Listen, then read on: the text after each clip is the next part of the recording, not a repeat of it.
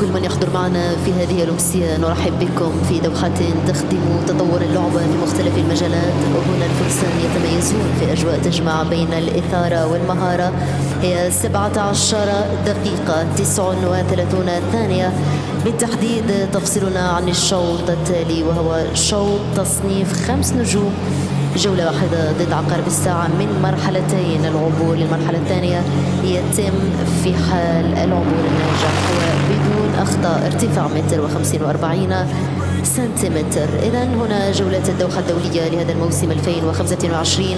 نحن نشهد أجواء ثالث الجولات. هنا أول الأيام عشنا بين 9 من يناير و15 من فبراير، من هنا من العاصمة الدوحة حيث تخرج أهم عناوين الفروسية العالمية. يحظى الشهر الفرسان بأهم الجوائز، أمامهم تفتح الأبواب والمسارات على امتداد إن شاء الله 4 محطات متعاقبة. شهدنا الأولى بين 9 و11 من يناير، الثانية من 16 وحتى 18 من الشهر ذاته. واعتبارا من اليوم 23 من يناير انطلقت فعاليات الجولة الثالثة على أن تقام الرابعة والختامية في شهر فبراير. مهرجان الأغلى، مهرجان سيف حضرة صاحب السمو أمير البلاد المفدى الدولي للفروسية. هناك الجولة تحديدا تعد مسك محطات الدوحة الدولية للفروسية، وتتصدر المشهد أيام 13 14 و15 من فبراير. إذن كما ترون دائما هذه السلسلة من الجولات تنفرد باستقطاب الصفوة من الفرسان. نراهم أمامنا هنا على أرضية الميدان، يبدعون، يمتعون، يتألقون في أجواء مثيرة. بلغة الأرقام يصل عدد المشاركين إلى 150 فارسة. تأتي هذه الكوكبة هنا إلى ميدان لونجين بالشكل دفاعا عن ألوان أكثر من 35 دولة. هذه المعطيات تؤكد استثنائية هذا الموعد بكثير من الشغف. دائما سلسلة جولات الدوحة الدولية تلتزم بالنقاط الأربعة التي عودتنا عليها: استثنائية الحدث، تميز المنافسات، الأصالة والتاريخ. نرحب بكم مرة أخرى ونستمتع دائما بتواجدكم معنا. نتمنى السلامة التامة للفرسان، مع التوفيق للجميع.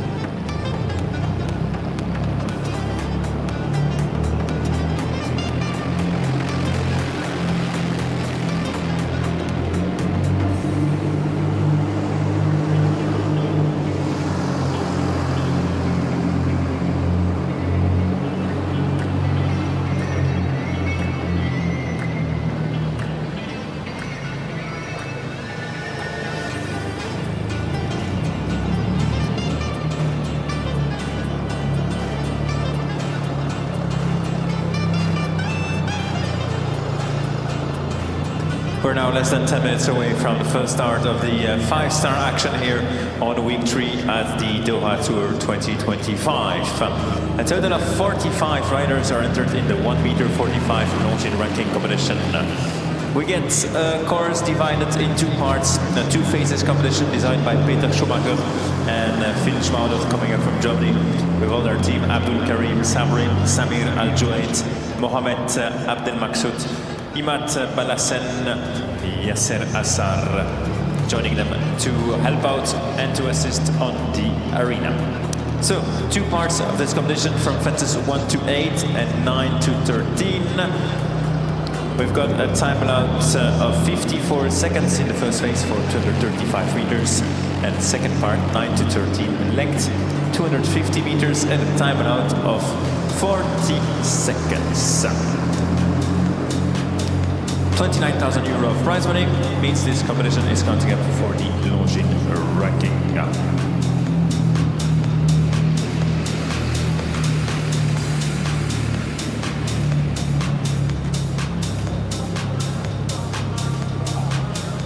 The presence of our officials, country president is Andrew Pollard coming up from Great Britain. The presence of Christopher Jopling, Nudar Al-Musfa, Susan Macken, and our foreign judge is Kazuya Hirayama coming up from Japan.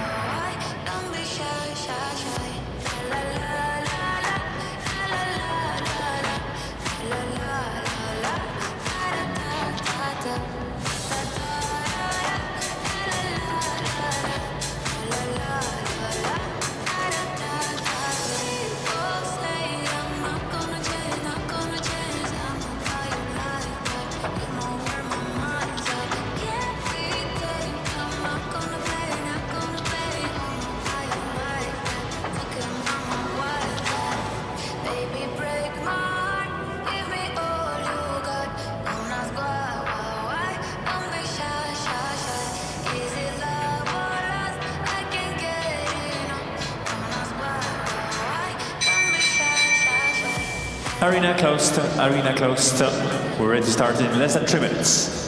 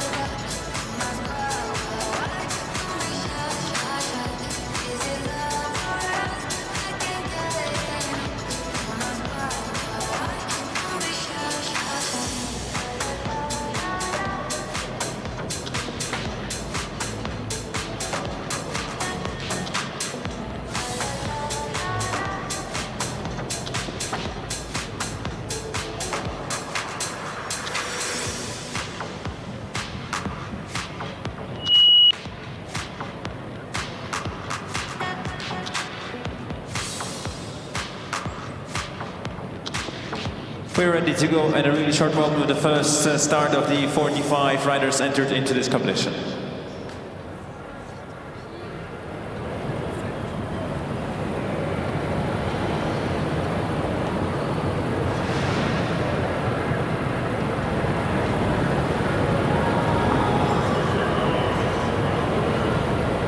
A very good afternoon, ladies and gentlemen, and welcome to the first 5-star class of what has been a brilliant, or 2+ best part of one day into the afternoon and evening session. We go the first 5-star class of the weeks here on the Doha Tour. And the first 5-star fields, a very strong 45 combination start field. 20 nations are represented. 9 nations have multiple starters, that are France with 8. The Kingdom of Saudi Arabia and Germany 5 each. Qatar, the home nation, great day for Qatar this first day of week 3. They have 4. The Olympic champions, Great Britain and Italy, 3 each. And 2 for Norway, Denmark, Switzerland, and 1 for each of 11 nations. We'll bring you who they are in just a moment, because this course is fascinating. It is a 2-phase competition. 1.45 meters is the fence height. It is, of course, a world ranking class competition. And, well, it's a big old test set by Peter Schumacher and his team. Its fences 1 through to 8 the first phase. Time allowed 54 seconds, and phase 2, the jump off in effect. That is fences 9 through to 13. It walks big, it walks long. The combinations are going to be influential. 6A and B is a massive combination out of a very tight turn. It's an airy oxer into the line, 1 stride out over a very tall vertical 6B. And then it's a very big vertical 1 stride oxer combination 10AB down a long run to the Doha bank vertical at 11. Then comes the rollback turn, but it will have to be a razorback turn, I think, to win this afternoon, back to 12. That is the Zabajad diamond vertical, the penultimate. And then down to a very big oxer, the state of Qatar oxer is fence number 13, and 40 seconds is the time allowed for the second phase. The start list is glittering. Just to give you a few of the, well, mouth-waterers, we will welcome Paris Olympic pair who won the 4-star Grand Prix on Saturday. Week 1, Equestrian Naxel, the 5th, Gerfried Puck, number 6. The brilliant new combination, Jan Fredrika Meyer Zimmerman and Iron Dames Dubai du Cedre, starting at 17. We'll have an Olympic pair. 2 to come back to back, 2 pairs from Paris. Duarte Seabra 35 with the 4-star Grand Prix winner of last Saturday, Dorados. And Edwina Tops Alexander has got her Paris Olympic ride fellow Castlefield straight after Duarte 36. A very good afternoon to you, and we welcome the trailblazer. Rikke Blinde Barker is on the course for Denmark.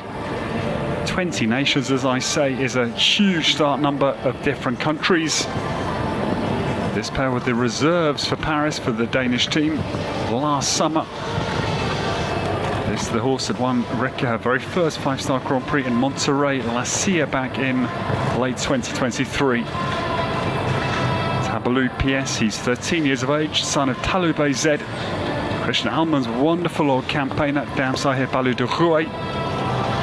That is the first fence out of the second phase start gate. 8 is the Mosaic ox set to bring them home in phase 1. This is a non-special format, so you must be clear both jumping and time to proceed. Our ground jury headed by Andrew Pollard from Great Britain.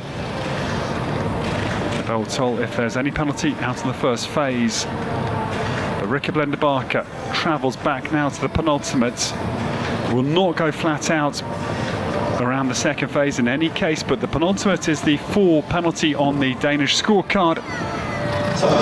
And we'll have also time penalties out on the course.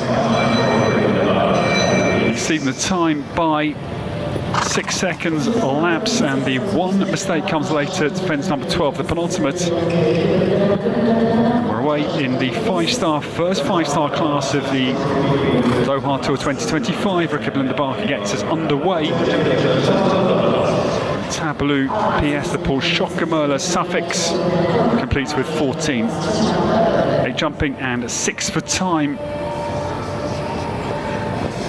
The new starters, this pair were very good in the 4-star Grand Prix here last Saturday. They finished up in 5th place behind Duarte Siabra, Geoffrey Puck and Jana Fredrika Meyer-Zimmermann. Our podium.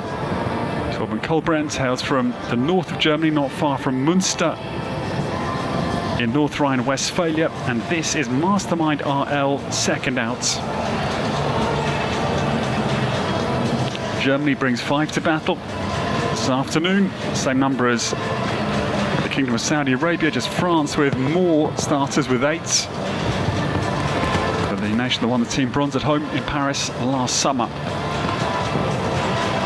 I think there'll be a lot of clears through the first phase, not because it's easy, but just the quality is strong. There's a few of those starters have jumped off the list at us, but I'm afraid the opening ox is not wide to tempt them to turn tight into the second phase over the ox at 9, but it goes.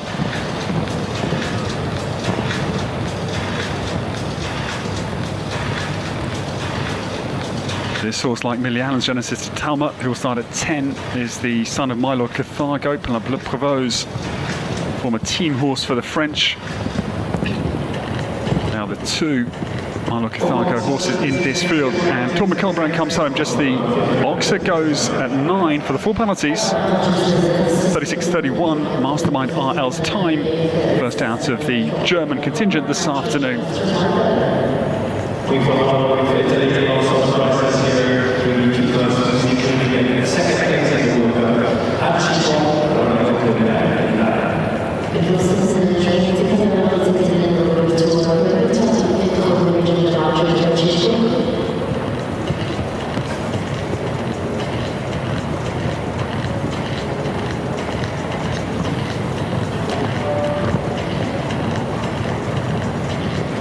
This pair could be, well, they would have been dangerous had they not had the first fence down.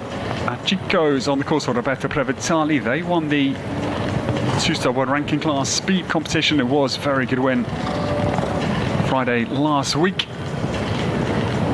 But a tough start, I'm afraid. 1 and 2 both going for Chico Roberto Previtali. This horse, he's now 9 years of age, stallion. And Roberto runs down between this fairly fearsome early combination. I think it's a great test from Peter Schumacher. Power built in the first phase, and then some very interesting turns coming throughout the second phase to test combinations further. But the bell tolls, I'm afraid. 1 and 2, the early errors for Roberto Previtali. As I say, winners last week of a 2-star competition, cutting their teeth here at 5-star level on the Doha Tour's final week. 8 it is for the pair for Italy.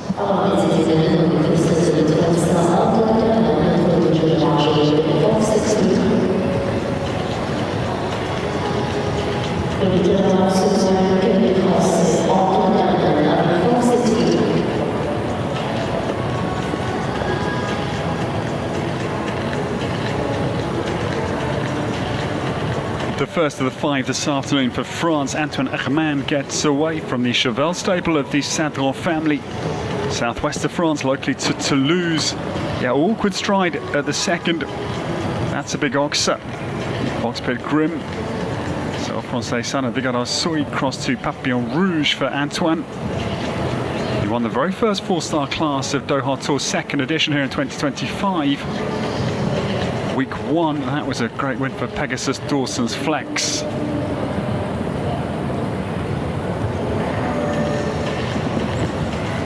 As I've referred to a few times during the days here, France fielding a very exciting young generation of riders here who are looking to fill up the big senior French shoes, the likes of Kevin Stokes, Simon Delestre in years to come. The likes of Antoine Herman, the Sadron, sisters Jeanne and Louise, and Ines Joly.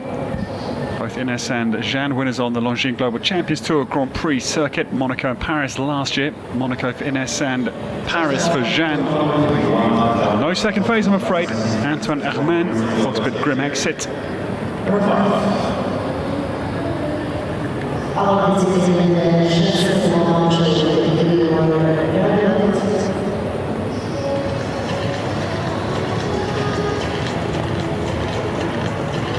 Jean Savron gets away, number 5 now. This is Gloire Gravelotte, Francais, 9-year-old daughter of Crusader, crossed to Untouchable.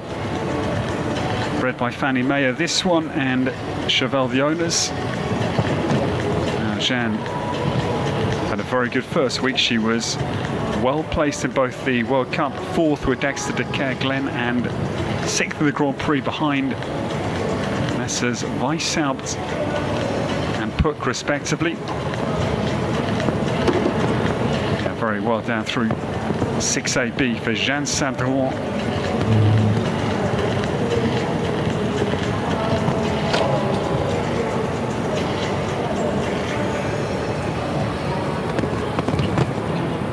Number 68 on the Longines rankings as we stand into the 2025 season.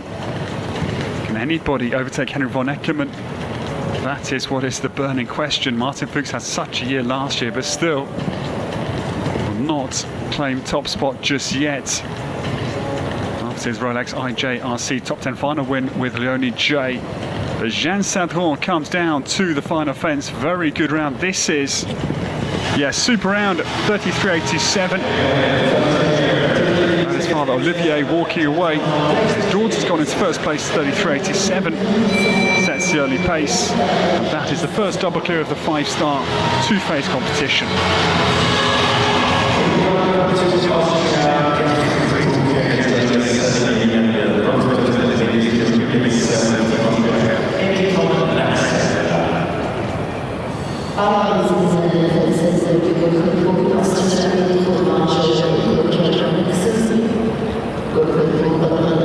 The next to come, an Olympic pair from Paris, and Geoffrey Puck won the first 4-star Grand Prix 2 weeks ago with this horse. Equestrian Naxel, the 5th, gets underway. 6 podiums thus far, a 4th place.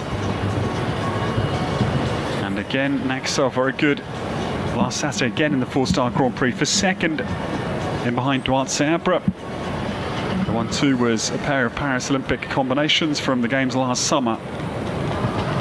Naxel the 5th on course, and Geoffrey Puck in this beautiful turquoise jacket.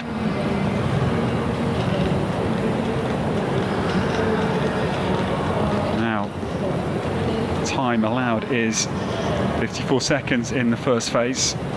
This horse will cover a lot of ground per canter stride, but looks very steady.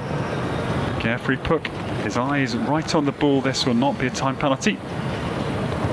So certainly a generous first phase time is the conclusion. But as I say, horses with big canter ground covering strides can appear deceptive. Geoffrey Puck is not going to put his foot down. No intent, I don't think, to try and win this class this afternoon, this preparatory for the 5-star Grand Prix to come here on Saturday to close out what has been a wonderful Doha Tour for the 2nd edition. Geoffrey Puck idles down to the last fence, just a beautiful steady double clear. achieve. Mind you, we must be careful because Butterfly NML did not look lightning quick for the very good Oliver Lazarus in the 3-star world ranking class earlier, so that was a winning round, so we have to be careful. These huge ground covering horses can be very deceptive. It's a beautiful double clear.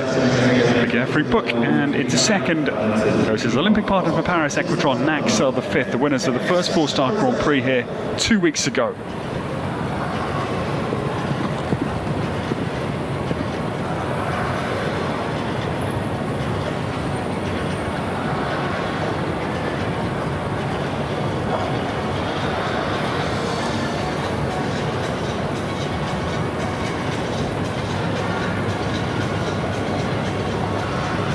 This pair rounded out last week in very good fashion in the 2-star Grand Prix. They were 4th and behind Gerfried Puck, actually, who won that 2-star Grand Prix as well. Just overlooked that momentarily during his round. Karina van Het Lellehoff is on the course for married horse Scholar Cox for Norway. This mare, daughter of Jens van der Moelenhof, crossed to Camus for Marit.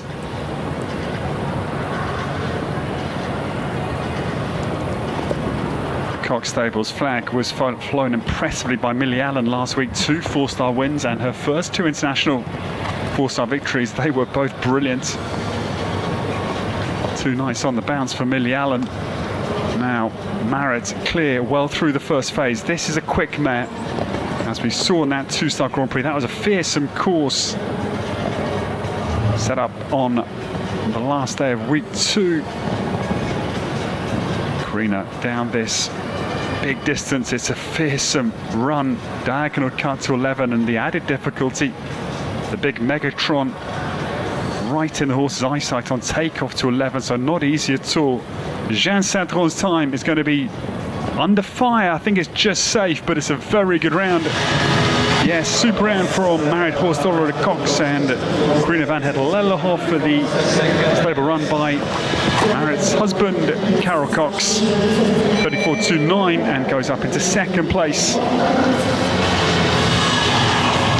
Just about 0.4 of a second, 0.42 down behind Jean Sadron.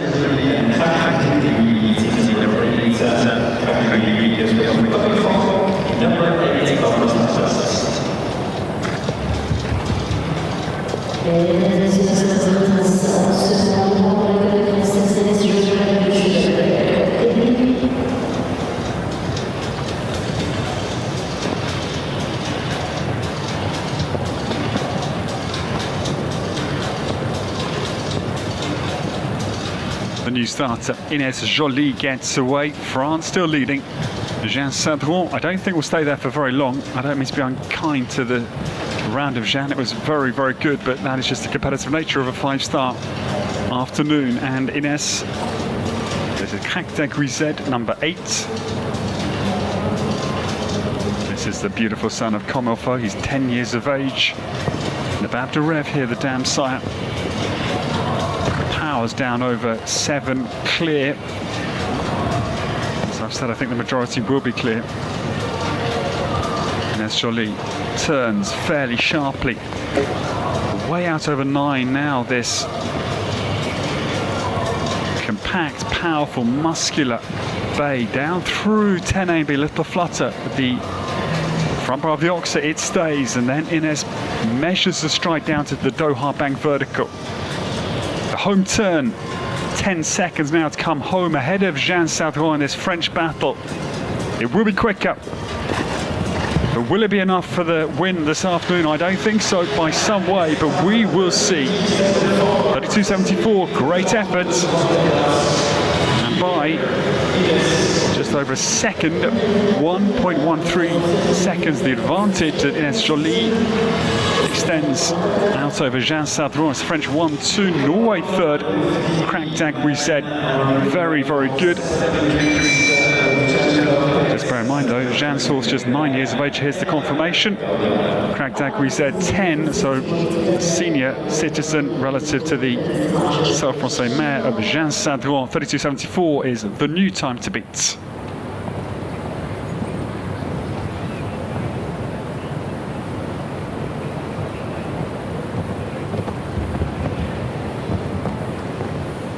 But now we watch carefully, because I didn't mention this pair in my little preview of likely contenders, and that was a gross oversight with time pressure. Of course, they will be contenders. And 7 wins on the Doha Tour this year already for Emanuele Gaudiano.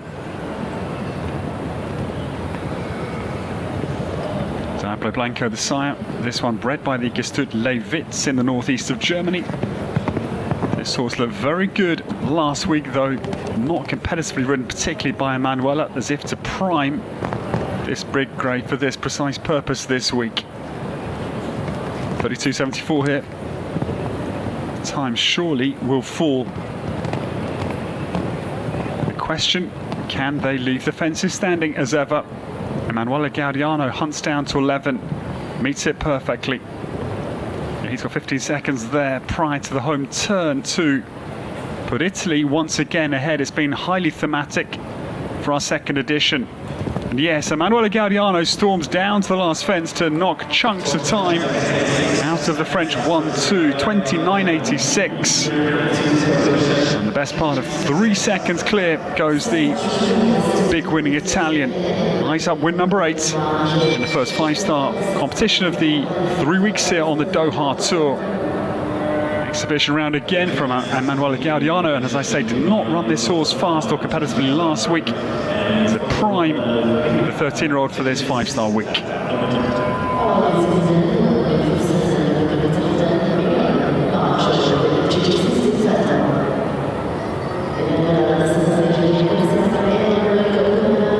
But now the British answer, Millie Allen, gets started. 2 superb 4-star wins, not with this horse either of those wins, but Quick Diamant HR and Clear Round El Mondo Z, the 2 4-star wins for Millie last week. Genesis de Talma has a little skip and hop away from the big Oxer at 2. And this again was Millie's ride, just in behind Marid Cox, we mentioned earlier in the 2-star Grand Prix for 5th place last Saturday, but Genesis, I'm afraid, front bar of the Visit Qatar Oxer at 5 is the blemish. This incredible talent from Middlesbrough. Originally, 3 years, Millie has been based with the Coxes in Belgium. But it was, I'm afraid, the one down the Visit Qatar Oxer. She's had some visit to Qatar, Millie Allen. She won't forget this year, certainly. But it is 4 penalties for Genesis de Talma and Great Britain's hugely talented prospects. I've already started thinking about when Millie's debut on the Nations Cup teams will start to develop as, again, a big reality. 4 penalties for Genesis de Talma and Millie Allen.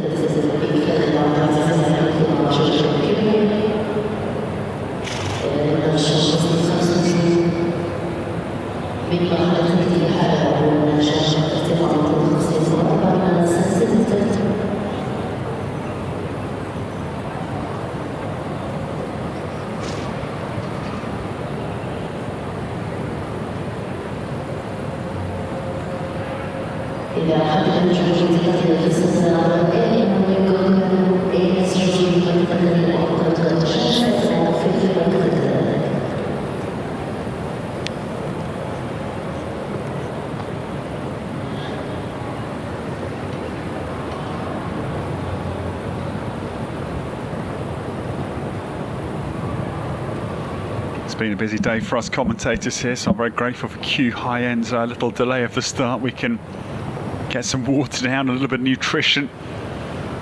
But this man has got a brilliant record. He won the individual bronze medal in Sydney's Olympics back in 2000. On course, the seasoned Saudi Arabian rider Khaled Abdulaziz Al Aid is number 11 to get underway. Q High End is on the track.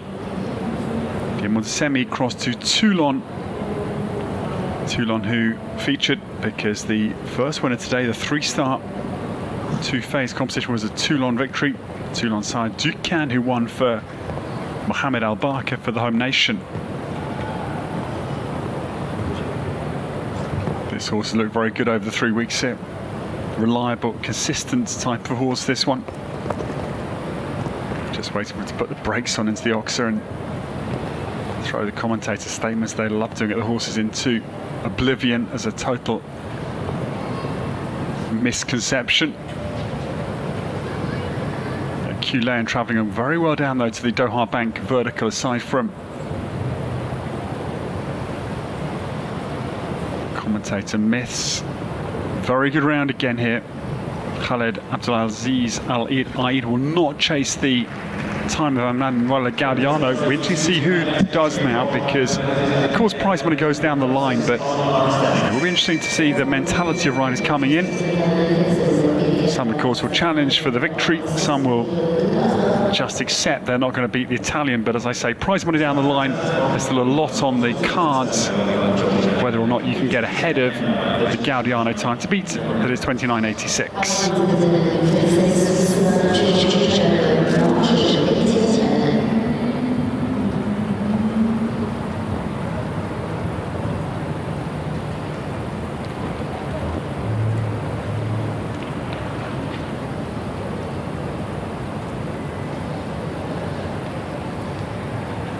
Tough start for Switzerland's Georgina Lima, I'm afraid to see, because just running out of any good distance down to the big oxer at 2.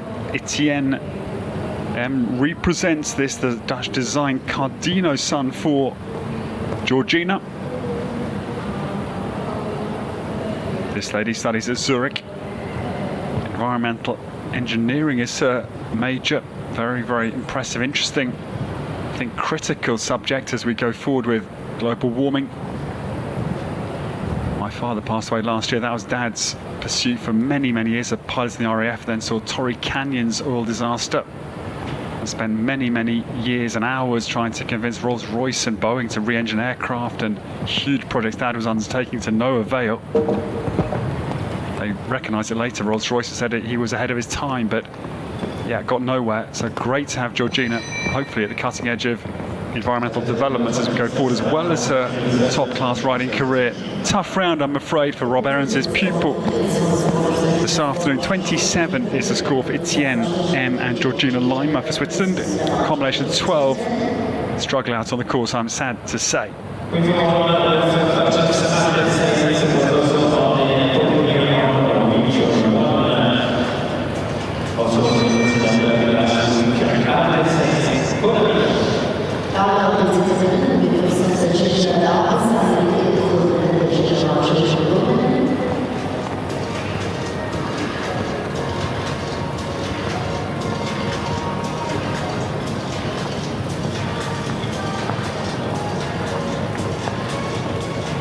Now this man, Abdul Said, we welcome. He was here in week 1 and was very good in the 4-star Grand Prix for second, and behind Gerfried Puck.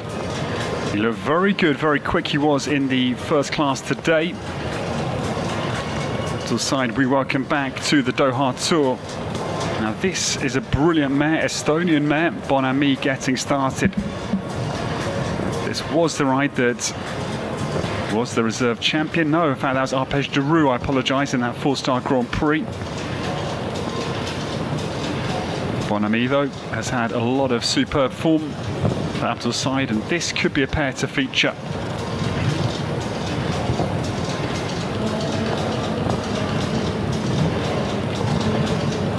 This mare can eat up the second phase. I'm thinking particularly of 10B down to 11. That's a very handy run, bearing in mind her huge raking canter ground covering stride.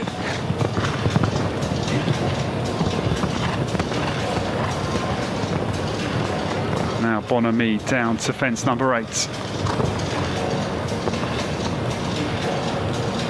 Yeah, but Abdul Said is not going to go for it, and that's clear. Again, preparatory run this is for the 5-star Grand Prix in 2 days' time. Yeah, this mare, I just got my factual knickers in a bit of a twist, because I thought it was this mare in the Grand Prix, but no. This was the mare that was very good for 3rd in the World Cup, behind Philip Weishaupt, and then, yeah, Arpège de Roux 2nd in the Grand Prix behind Gerfried Puck in week 1. Abdul Said is just going to show her around this arena. They were brilliant in Riesenbeck on the Longines Global Champions Tour for the Grand Prix podium. That was 3rd, July of last year.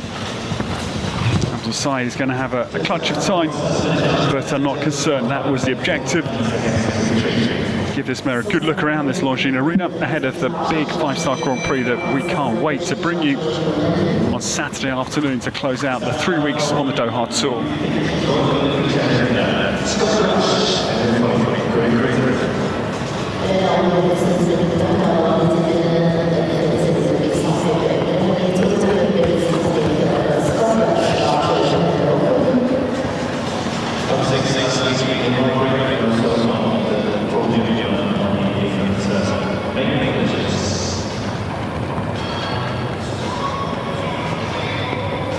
Now the turn of the Olympic team champion from London and Paris, latterly to superb Olympic gold team-wise for Scott Brash, and this is Hello Folly on course for the man initially from Peebles on the Scottish borders, getting underway.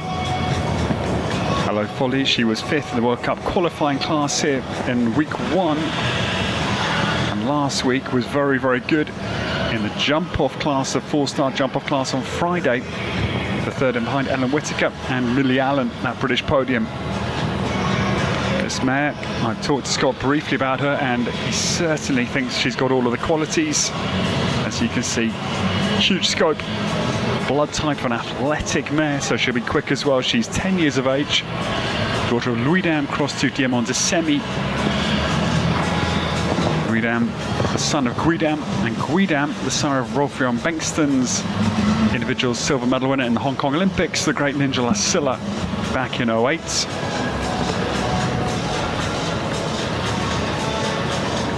I'm a massive fan of the Louis-Dam Guidam lines. I've seen a lot of them, and they are brilliant.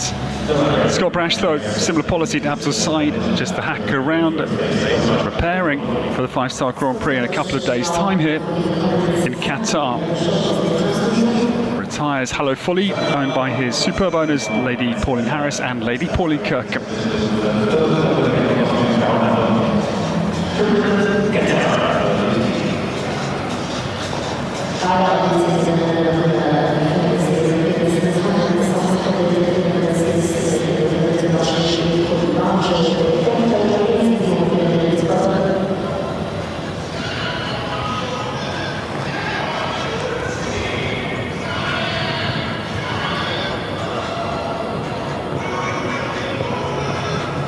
It's been a very good opening day of week 3 for the home nation Qatar, with the opening class going to Mohamed Al Barka and Dukan.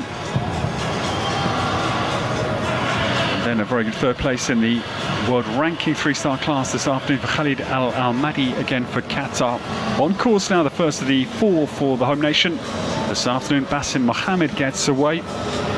Thought of Ilgan Zed is number 15. This is the son of Taran de la Pomme, crossed to Balou de Rouet, bred by Wilfried Rooms.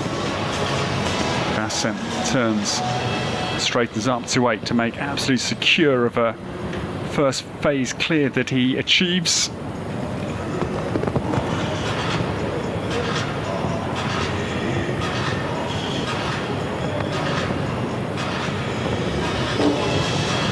Bassem Mohammed idles down through 10A and B. Not yet really set off in pursuit of 29.86 as you would expect, but he's not actually a long way away. Again, this horse is just eating up the sand. Only 1.5 seconds down on Emanuele Gaudiano in the hand canter, pretty much. Just left fairly cold by the sheer ability of some of these horses. Butterfly NML looked very steady with Oliver Lazarus en route to the world ranking class 3-star win this afternoon. It's another very sleepy looking round, almost, that goes second. Thoughts of Ilgan Zed's time, 31.35. Goes into second. The podium, Emanuele Gaudiano, 29.86. And the new time is second, Basim Mohammed for Qatar. Home nation's great form continues. Thoughts of Ilgan Zed and Ines Jolie third, 32.74 with Crack Denkwi Zed.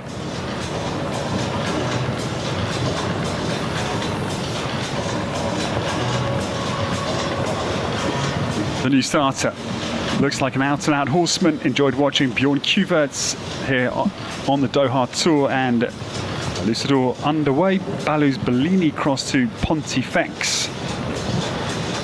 This is Bjorn's own horse, and the Little Bay scuttles down to 5. He's athletic. One of those little nippy, very useful horses, whether it's for a speed class. You feel he could come in and jump a big Grand Prix as well. I'm sure we'll see them, we hope, here on Saturday.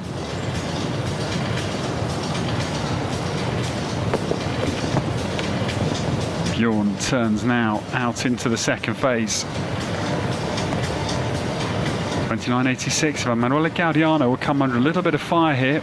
Again, breathed on 10B, it stays.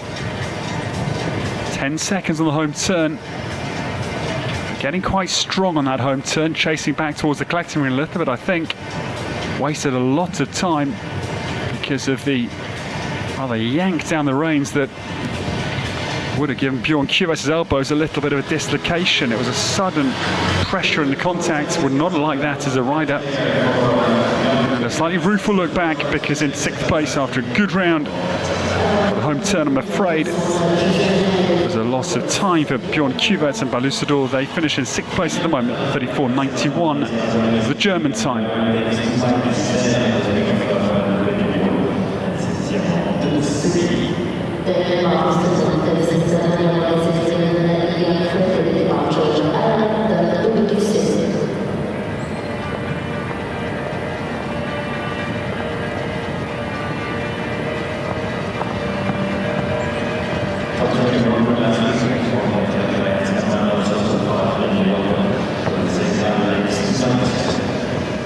There have been some very high tariff transfers in World Show jumping over the winter, and none more so than this one. On course, Jan Fredrik Meyer-Timmerman with the former Julien Bayard ride. Eindames Dubai to Cèdre on course. This horse, Julien's ride in the Paris Olympics for 4th place individually, just in behind Michael van der Vleuten and Bovo Z. Steve Gardat in the mix to Belelm and Christian Kukuk and Cheka. Jana just finding the buttons with this outstanding chestnut. She's now 12. Balubé de Rouet's daughter across the Diamant to semi. They were 3rd in the 4-star Grand Prix here on Saturday, in behind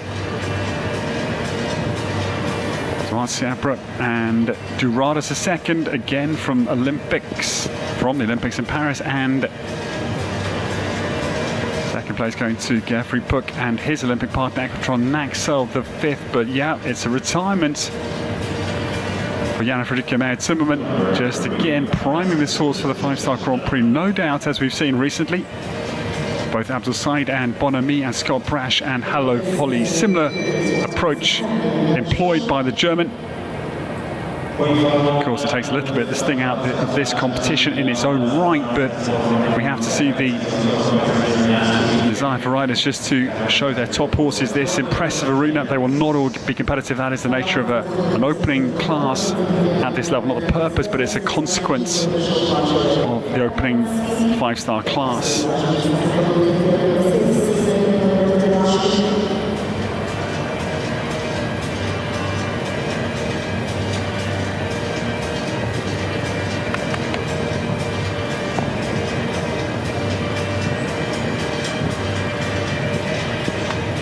This man has had a very good opening day to this final week of the Doha Tour, because he was 4th in the 3-star special 2-phase competition this morning with Quick Bill. Welcome back. 2nd for Qatar, this Fale Suede Al Ajami. Karmalensky gets away well and quickly. This 10-year-old son of Corner Slabensky crossed to Douglas is owned by Blue Atlantic Doha. Karmalensky runs down to the Mosaic Ox to anchor a very strong, easy-looking first phase. Yeah, I think they're going to have a little rustle here at the time of Emanuele Gaudiano, that is 29.86. Good turn away from the narrow Oxer to get them into the 2nd phase, but no, both parts of 10A and B will deny a home win at this point. So we have Ahmed Mohamed Al-Badi, number 32 for Qatar. He'll be the last of the home nation, and the third will be Hanem Massa Al-Kadi after the halfway break, and Kazel de Forêt. So 2 down, both parts, I'm afraid, of the double. 10A and B are the errors out on the course for the home combination. 36.43 was the time, but 8 for the man who had a very good opening competition today, Fale Suede Al-Jami and Karmelensky.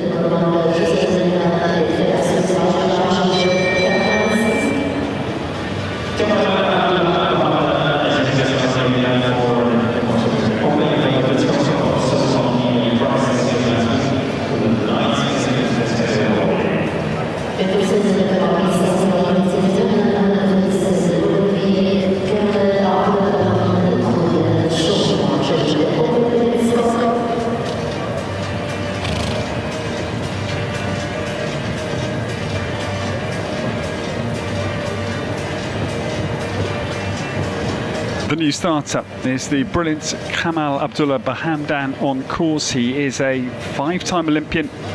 Atlanta 96 through to London 2012, his Olympic appearances.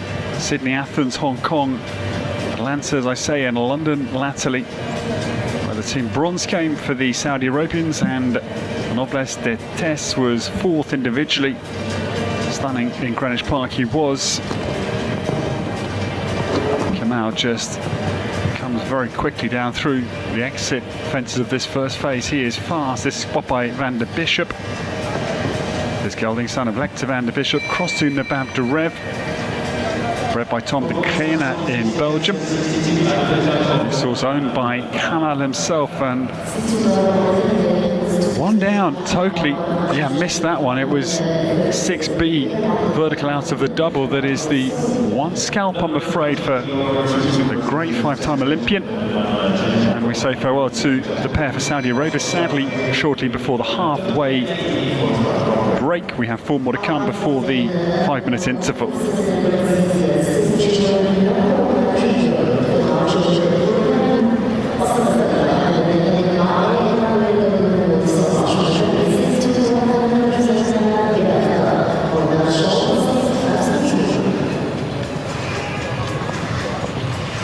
Well, 20 nations and just 1 for Brazil this afternoon. Sergio Neupmann Jr. gets away. This is Corinna Blue for the Brazilians. This mare, daughter of Chaco Blue, 12 years of age, and Sandro, the dam sire. Sergio over the 1 Alcas vertical. The Shoot vertical is also named as Alcas, the host broadcast here in Qatar. That is fence number 3. This pair looked very good here last week. Big jumping, she's got a lovely natural way of going about her. They were 8th in the 4-star Grand Prix here back on Saturday.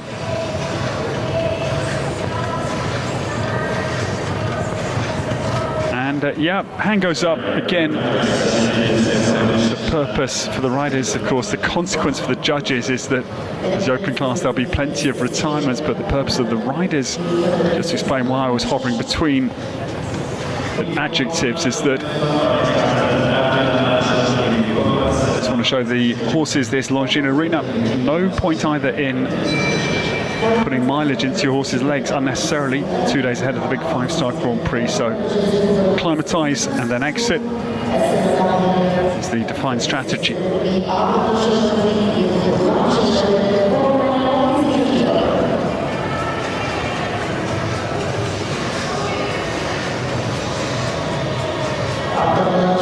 This pair had a very good week 1 victory. That was a 4-star speed class and world ranking class as well. To beat Geoffrey Book into 2nd and Duarte Seabra into 3rd.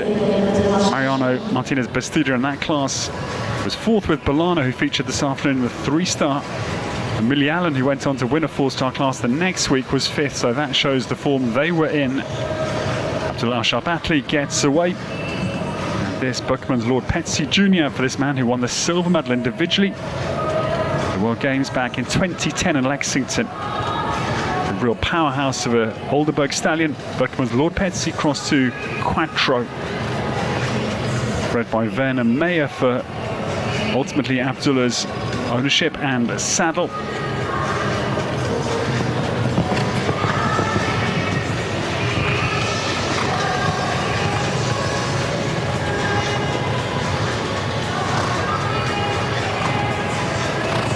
Okay, competition time as now Abdullah Al-Sharbatli chases his second big win. He's had a lot of good finishes as well in some of the other big classes.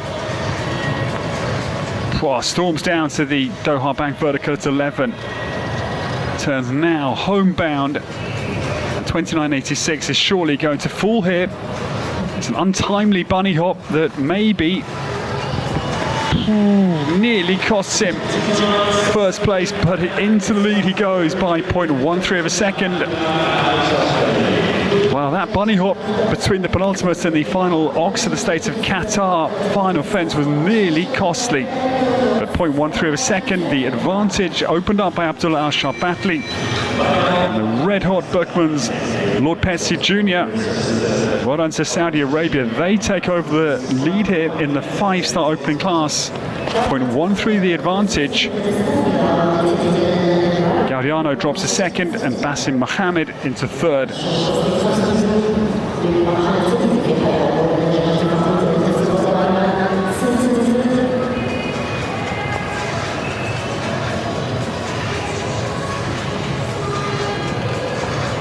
This man having a very good few weeks for the Seer. He won the World Cup qualifying class with Jup in week 1, and this afternoon again has looked very, very good. Second in the 3-star world ranking class and behind Oliver Lazarus.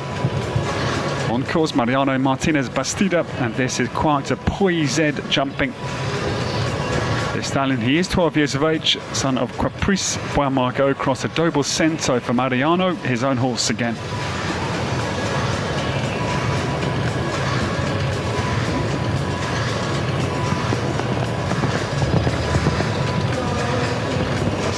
Spain and Portugal have really featured. Duarte Abra winning the 4-star Grand Prix.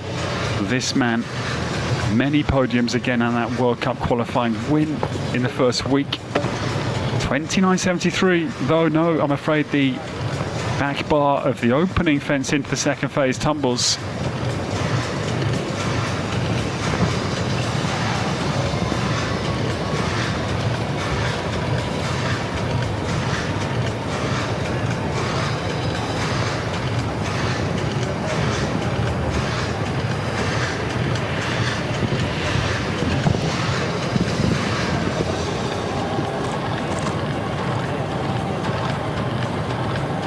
Good effort again from this man. He knows no other route than for max effort. He is gritty, he's steely determined. But the opening fence, because of the pressure that has now been applied, anybody knows that Gaudiano, he will be quick, and Emanuela has been not handsomely beaten, but beaten certainly this afternoon. It's going to be a very quick time that must be required to beat Abdullah Al-Sharbatli. And that pressure tells the tale at the opening fence in the second phase for Mariano Martinez Bastida. Goes 10th as we stand with one more of the first half to start.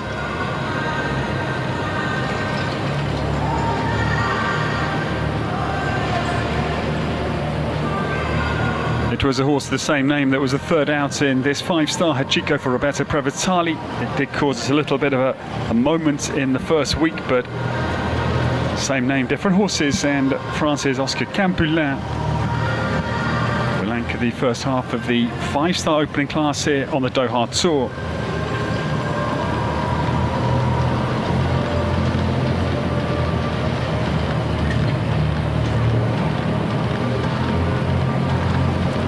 It's also effortless and easy across the sand. It's a real joy to watch Hachiko operating. He's got natural suspension in the bucket load. He is such a classy performer. And I love the outlook. This horse's ears are pricked. He just loves the job. It's clear to see, but no. The bell tolls and we say farewell to the last of the first half with a painful late mistake. Got a feel for Oscar Campulin as he exits the Longines arena.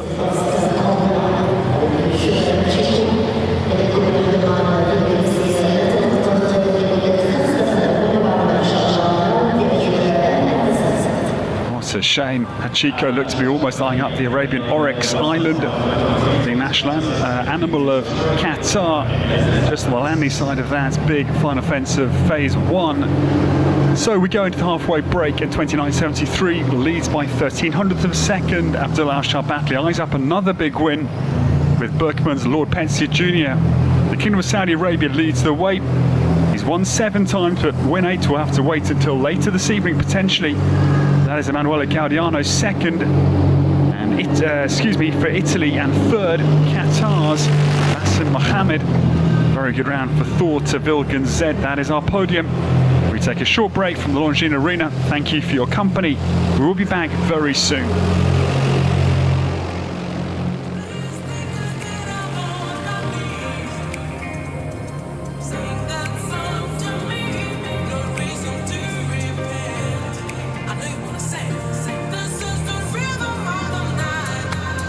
حضورنا الكريم، كل من يحضر معنا في هذه الأمسية، هي 3 دقائق 47 ثانية فقط تفصلنا عن الفرسان الذين يتميزون في أجواء تجمع بين الإثارة والمهارة في هذا الشوط. شوط تصنيف 5 نجوم من مرحلتين في حال العبور الناجح، ارتفاع 1.45 سنتيمتر. إذن هنا وعلى امتداد مساحة زمنية بين 9 من يناير وال15 من فبراير، ومن العاصمة القطرية الدوحة تخرج أهم عناوين الفروسية العالمية. هنا أشهر والفرسان يحظون بأهم الجوائز، أمامهم تفتح الأبواب والمسارات كما عودتنا. جولات الدوحة الدولية تلتزم بإثنائية الحدث، تميز المنافسات، الأصالة والتاريخ.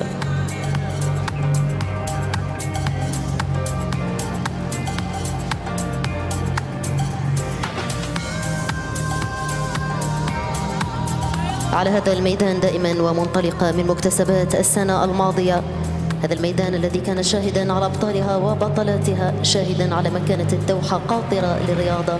أهلا بكم، أهلا بالجميع في جولات الدوحة الدولية، هذا الحدث الجاذب ل150 فارس وفارسة يدافعون على ألوان 35 دولة.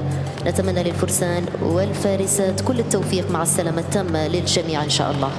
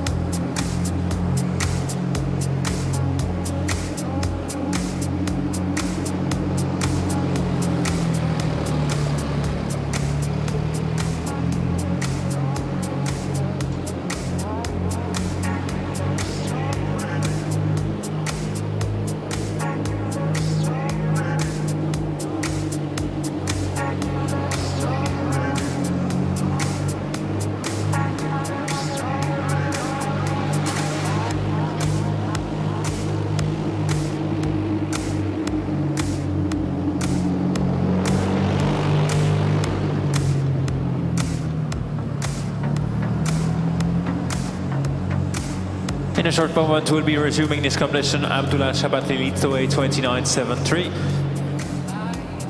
A bit more than 20 riders to show up now in the second part of this competition.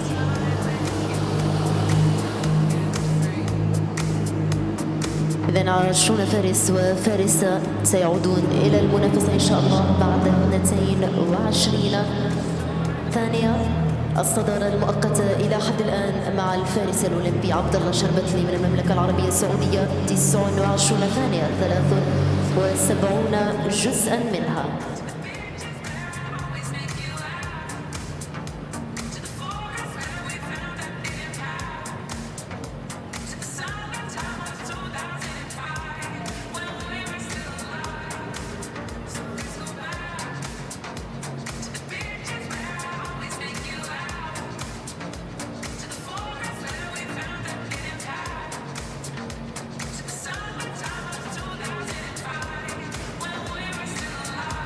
Welcome back, ladies and gentlemen, to the second half of the opening five-star battle here at Doha Tour's second edition. This is the mighty Longines Arena. We are about 30 minutes outside the heart of Doha, which is CBD, is so impressive. If you haven't been to Qatar, it's my second trip, and I must say I hadn't quite appreciated the first trip here 4 years ago, how impressive this country was. That is a busy commentary week typically. Not a lot of time for sightseeing, for taking it in, but now 3 weeks here. Certainly, we are all struck by the beauty of Qatar. The infrastructure is really world class. It's the third safest nation worldwide. That poll carried out a few years ago. You can well understand it when you visit. It is superb, and it's our pleasure to be here for the final week of the Doha Tour. The position competitively, aside from the country's huge impressions that we've all been struck by, Abdullah Shabatli leads the way. Bokemon's Lord Petty Jr. was very, very quick, despite a few little bunny hops on the route to the winning, potentially winning time, leading time, 29.73. 0.13 of a second, the advantage for the Saudi Arabians ahead of the seven-time Doha Tour champion this year alone. He was dominant last year as well. Emanuele Gaudiano lies second, 29.86. And third for the home nation, Qatar's Bassem Mohammed. The very smart Gelding Thoughts of Ilkan Z is our third-placed horse at the moment. We restart with the second for Switzerland, and we welcome Nadia Peter-Steiner gets underway. She had a very good two-star Grand Prix finish a couple of weekends ago with Mila. Look at Beerbaum's old Great Great. That is the new acquisition for the Steiner family. This is No Comment de Septembre on course for Nadia. Now, this powerful Dark Bay. Jens van der Molenhof crossed to Couleur-Goubin for Nadia. Based up in the north of France, and down through the big, I tell you, it's massive 6A and B. You walk up to that Oxet, it's right underneath my sort of sternum. I'm 6'3" tall. It's a really impressive line, but goes outside to the opening. Yeah, in fact, will retire, won't even approach the first fence into the second phase. Nadia up to number 352 in the world rankings. But No Comment de Septembre. We've seen the approach now 4 or 5 times. Will be saved for the 5-star Grand Prix here in 2 days' time.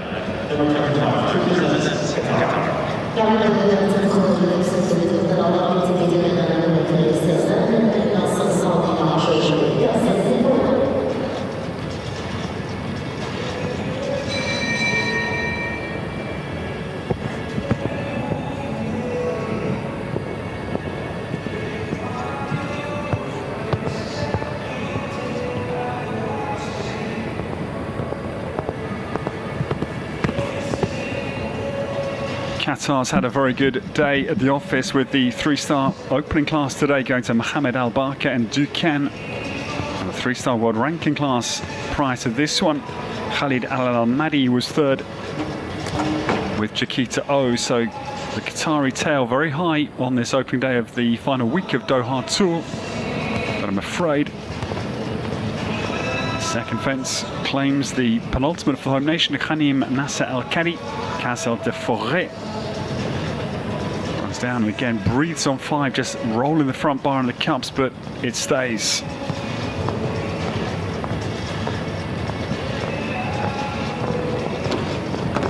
I've talked to a couple of trainers based at Al Shaqab over the last few weeks, and certainly interesting to hear their impression that the state of, well, this location has improved no end in 10 years, and the home riders have really become very, very interesting commodities on the world stage now. Couple down, it is going to be 8 penalties for the penultimate for Qatar, Khanim Nasser Al-Kadi and Castle de Forêt. It is 8. The first of the pair of blemishes.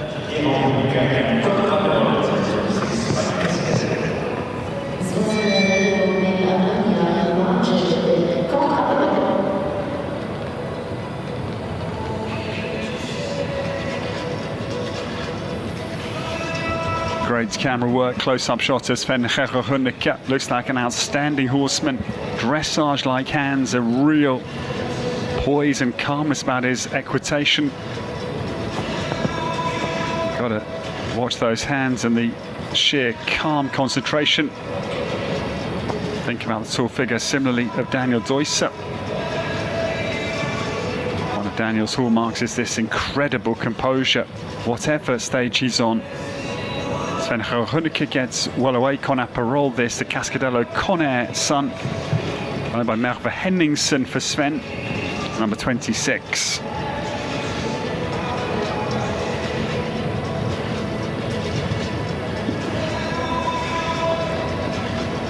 This horse has got a great forward outlook in terms of mindset. Can just see him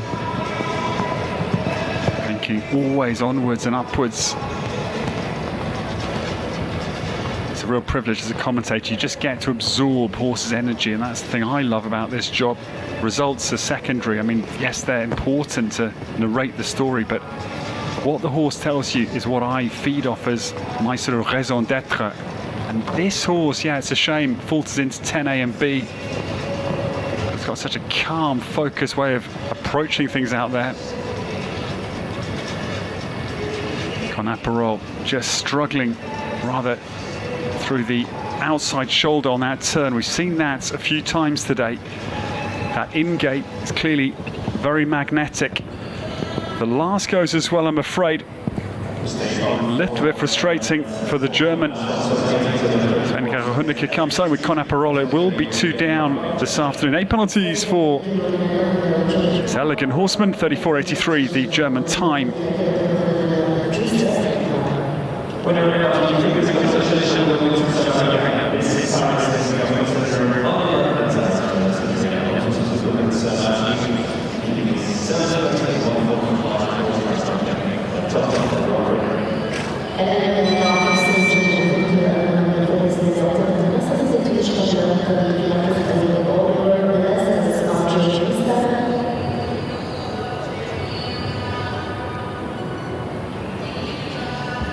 Could this man make it a double of wins on this opening day of week 3 of Doha Tour's second edition 2025? We welcome Oliver Lazarus back to the scene of his great win this afternoon. That was the world ranking class win, the 3-star victory for Butterfly NML. I think their first 3-star win in their careers. 8 years they've enjoyed together. His ride from the World Games, or World Champs as it became, in Henning 2022. Miss Paris is on course for Oliver. It's another superb mare to follow in Butterfly NML's wake. The 3 World Championships, Lexington 2010, Caen 2014, and NML herself in Henning 2022.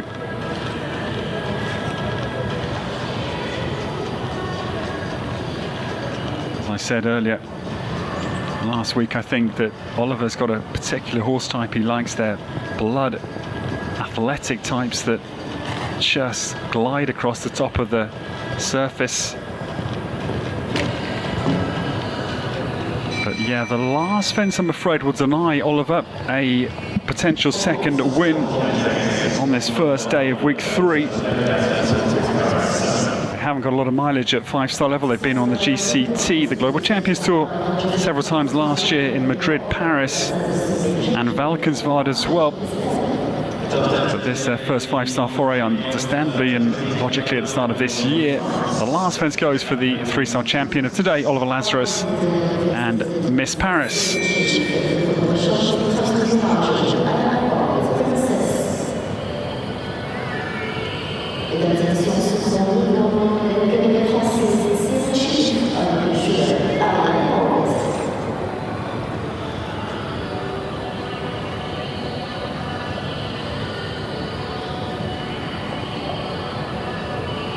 The new starter, this lady has been very consistent over the 2 weeks here prior to this final week. Serene Sharif is away for France. This is Ima Merve Herves Princess Z jumping. Serene was third in that opening 4-star behind Antoine Herman on the very first day a couple of weeks ago.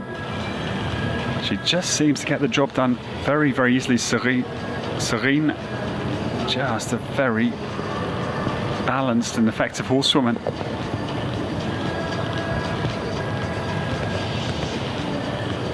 Now, she comes down to the final fence and she will clear it. 29.73 of Abdullah Al-Shabatli. Maybe comes under French attack here. I hope so, as I'm sure you all do. No, 10B, I'm afraid. It's been fluttered quite a lot, but it stayed generally in the cups, but it does, I'm afraid, take the French scalp. It's combination 28 to the 45 this afternoon in this opening 5-star battle. Serene Sharif just moves away down to the state of Qatar rocks. It's a long way again. The long runs here, 10B down to 11 and 12 to 13, the real clinch points in terms of trying to win this class, but it's the 4 penalties for this talented rider for France.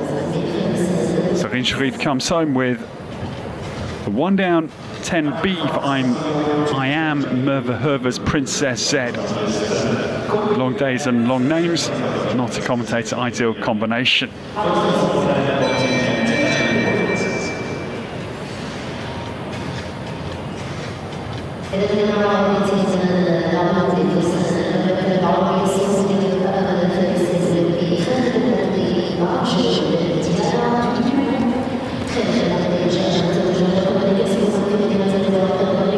I'm not sure I've ever talked to Khaled Al Mobti, and I must make amends soon because I think he's a brilliant rider simply.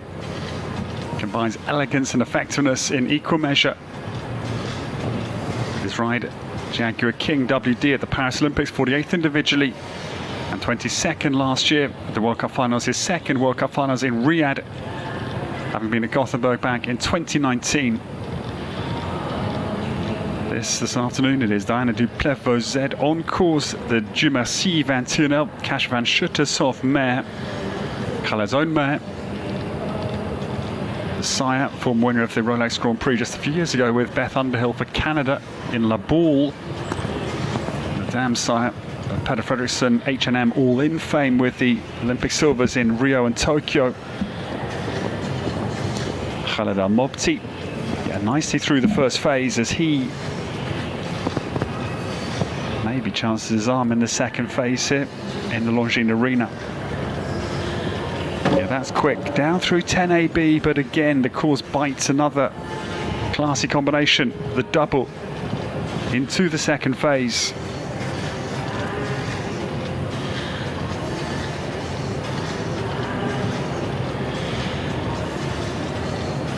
Saudi Arabia are always an interesting commodity on the world stage, and I must sound fascinated as we go into the Worlds next year in Aachen. The likes of this man, the likes of Kamal Abdullah Bahamdan, the likes of Abdullah Al-Shabatli, and there's others of course as well, but you cannot reckon them out of any medal situation, particularly team-wise and maybe individually. We'll wait and see. 2 down, I'm afraid, this afternoon for Khaled Al Mobti and his very nice mare Diana Duplevaux Z.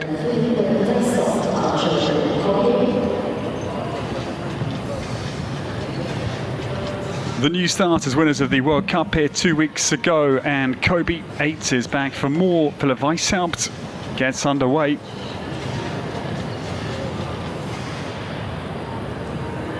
And of course, I've overlooked Abdurrahman Al Raji, the other very good rider for the Saudi Arabians, who was just behind Philipp in 13th in the Paris Olympics. Philipp was 12th and Abdurrahman Al Raji 13th, and he's the other one.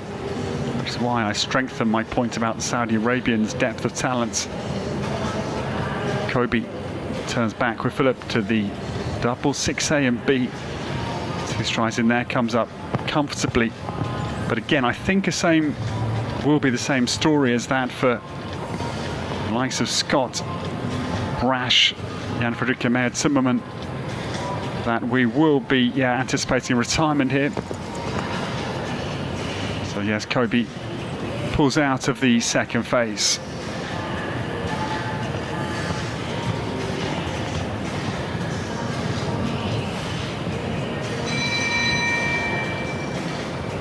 Well, in fact, I think missed the first fence into phase 2 and then jump the double. But okay, it's an elimination which is unfortunate to have on the record, but the purpose again to get Kobe ready for the Grand Prix here in 2 days' time.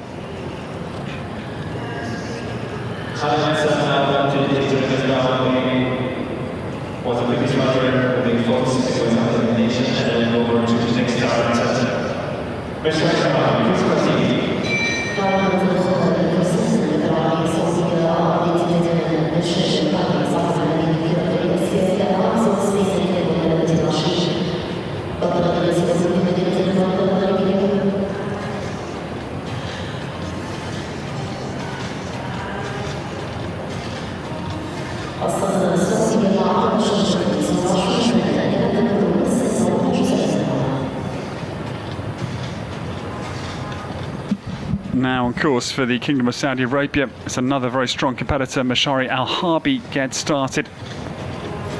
He was part of the Asian Games in Hangzhou in China 2 years ago now in 2023. He's brilliantly mounted here on the Doha Tour with High There. And with this horse, Crisscross DV, he's world rank number 463 and sees a big distance down to 5, soars out over it. This pair late last season, they were 4th in the Riyadh 2-star Grand Prix at home. This horse, prior to Mashari's ownership, was formerly ridden by both Khaled Al Mobti and Abdullah Shaqab, who leads the way, prior to him taking over the reins in just December of last year.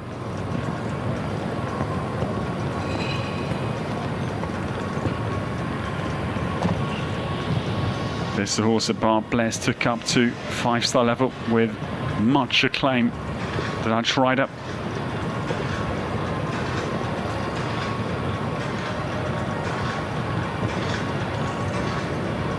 Mashari Al-Harbi clear down to the State of Qatar final fence and clears that well as well. He's in arrears of the leading time of his fellow Saudi competitor Abdullah Shabatli, but into 6th place goes Crisscross DV. New enough ride for Mashari Al-Harbi. No doubt he's got a pair of horses that he will target the Worlds in Aachen in 2026. Super round in 6th place he goes.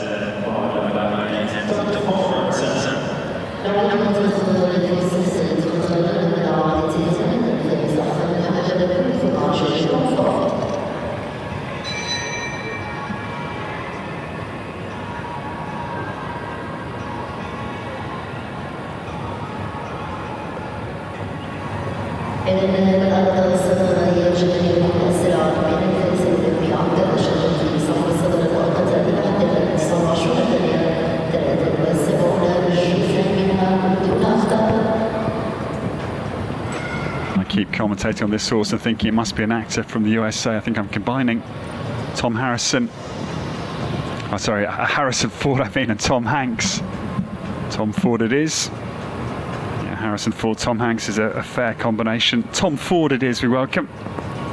It's a beautiful, now seasoned 16-year-old grey gelding for the last for Qatar. Ahmed Mohammed Al-Badi gets away. Tom Ford, he is 16 years of age this time, the son of Linton, crossed to Larioni, and owned by the Team Harmony Management Company. They start well as they now enter this big enough double.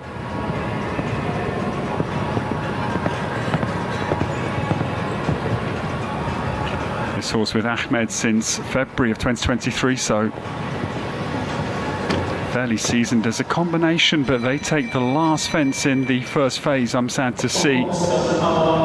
This is only their second 5-star start. They were here in Doha at Al Shaqab for their debut at this level. That was late February last year. The last goes for the big jumping Tom Ford and Ahmed Mohammed Al-Badi for Qatar.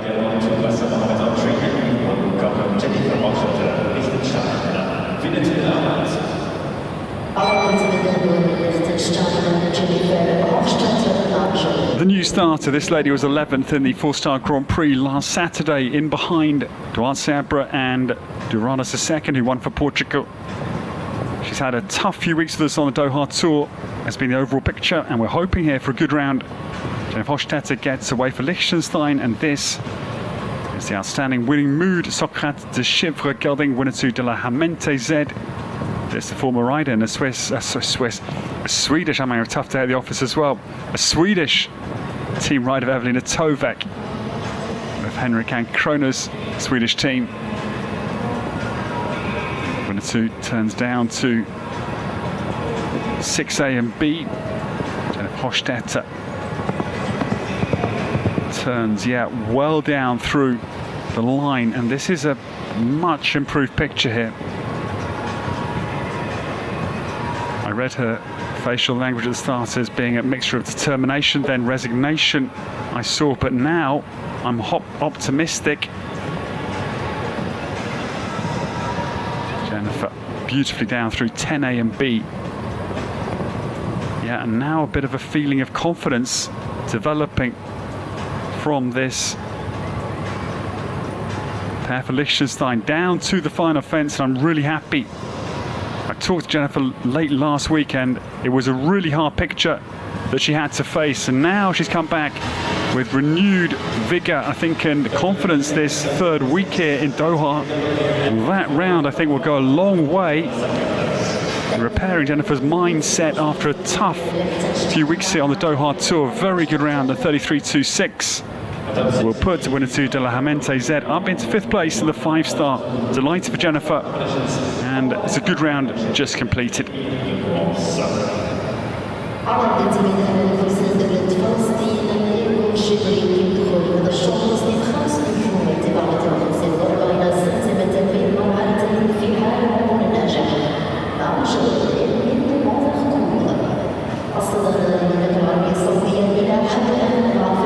The new starter, Egor Shibrik, we welcome for Palestine, born in Russia, and took the Palestinian flag for clear reasons. He was part of the educational program for the Young Riders Academy, and he's based in Roosendaal in the Netherlands with his wife Alexandra, who is a dressage rider.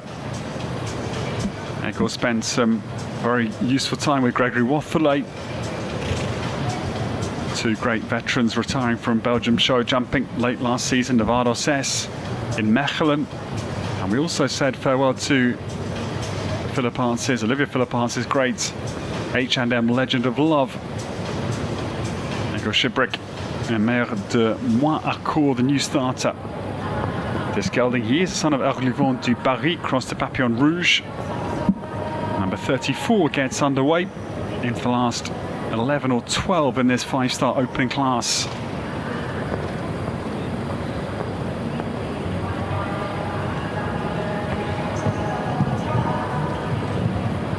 Years celebrated by the Young Rider Academy in fine style late last season. I think in Venice. I wasn't invited, but I saw some photos. It looked absolutely breathtakingly exciting. A wonderful evening. Eleanor Ottaviani and Sven Holmberg's superb program. I sat with a very good Irishman in Poznan. His name just escaped me momentarily. We had a long chat about the Young Rider program. Now, Egor Shibrik, away from my 4th string grey cells, is very well through. 10A and B. With Matt Garrigan in Poznan. He's still based with Claire Schroeder, where he was put with the Young Rider Academy as his master. This man, I think, is an outstandingly good horseman. We see it time and time again. He's so consistent, so natural. The way he lets the horse just operate below him. Very good round for Egor Shibrik. And he'll go into 6th place for Palestine, 33.53. There's a time for this big talent. I think still only 24 years of age. It's a very solid round.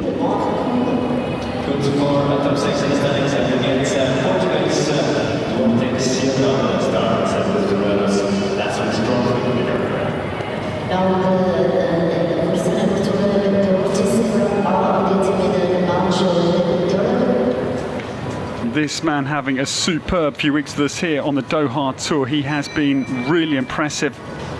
Last week on Friday night he was 4th in the 4-star jump-off class. That was an indicator of things to come. Didn't they ever on Saturday last week, because he was 2nd Genial Star Kerbeck in the 2-star Grand Prix, and then this is Olympic partner from Paris. They won the 4-star Grand Prix. Clear Geoffrey Puck had won the first 4-star Grand Prix again with his Olympic partner from Paris, Naxo, and also clear of Jan Frederica Meyer Zimmerman, who was 3rd with Iron Dames Dubai du Cèdre. Duarte Seabra is on the early part of the course with Dorados the 2nd. Carol G has just arrived a couple of days ago. Duarte's superb long-term supporter from eventing, and now into the very, very good transition Duarte's made into show jumping. Now Dorados the 2nd, I don't think will be going fast in the second phase because of a similar policy as we look towards the 5-star Grand Prix on Saturday, which will be some affair, or maybe not. No, Duarte goes for a different approach. He'll sharpen Dorados the 2nd this evening, 6:15 here local time in Qatar. He chases down to 11, powerfully down over the Doha bank vertical. Abdullah Shabatli's time 29.73 here, comes under attention from Duarte, but the penultimate goes was a little bit down in any case, but it's a different approach from the Paris Olympian. And indeed, as I say, his Olympic partner. The fence down into the home turn is the one down. 4 penalties, 31.29 was the time. Duarte Seabra takes a fresh approach to the Grand Prix that no doubt they'll start in 2 days' time.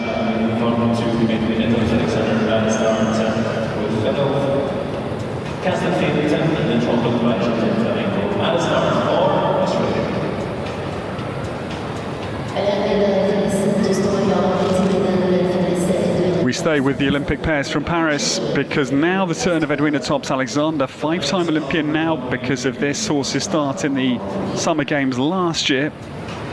Although Castlefield lines up at the start for Edwina. This horse, Jetem Flamenco's son, Twister here, the dam sire, co-owned by the Tops Horse Trading Company, Edwina herself and Victory Equestrian Sport.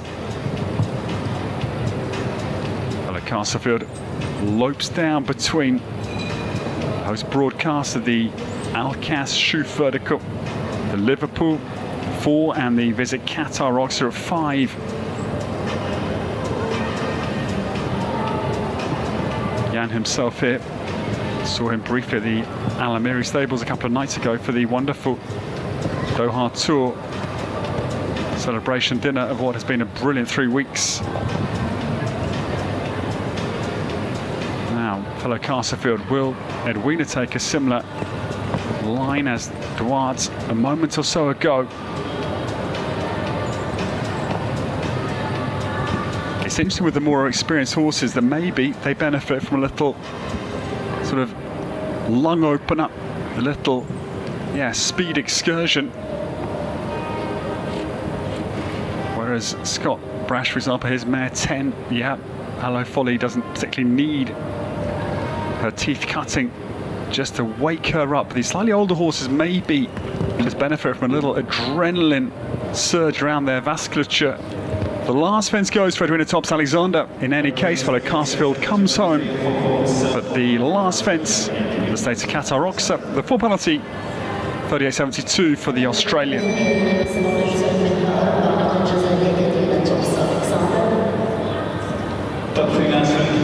This morning we go to Ukraine, we were going to see him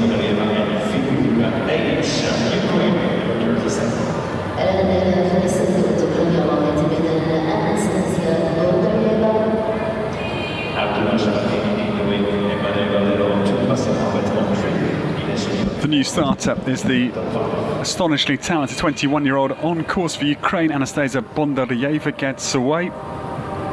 Anastasia had a very good 3rd place in the 4-star class here last week. With her ride this afternoon into the evening, Virunga HZ on course for Anastasia Bondaryeva. Good day for her already because She was 5th with Capri's Hope in the 3-star opening class on this first day of week 3. Just riding with such confidence. It's a big, exciting week for Anastasia Bondaryeva, make no bones about it, and she is responding. She's just got a cool temperament, that is so clear. I've got to know her over the last decade or so, and she is just in the moment, composed. These are the real foundation skills you need as a world-class rider in the making. Virunga HZ, yeah, really secure down between 10AB down to 11. Anastasia, she's jumping clear rounds of fun over the 2 weeks here. She joined us last week here in Doha, down to the last fence, and that is a very good round indeed. Impressive and, yeah, explosive smile. Well done to Anastasia Bondaryeva. 35.7 seconds is the time, but that's a great reaction. She will finish her university studies, University of Edinburgh, no less, the brilliant University of Scotland, where she studies law. She'll complete law this summer. What a good round for Ukraine.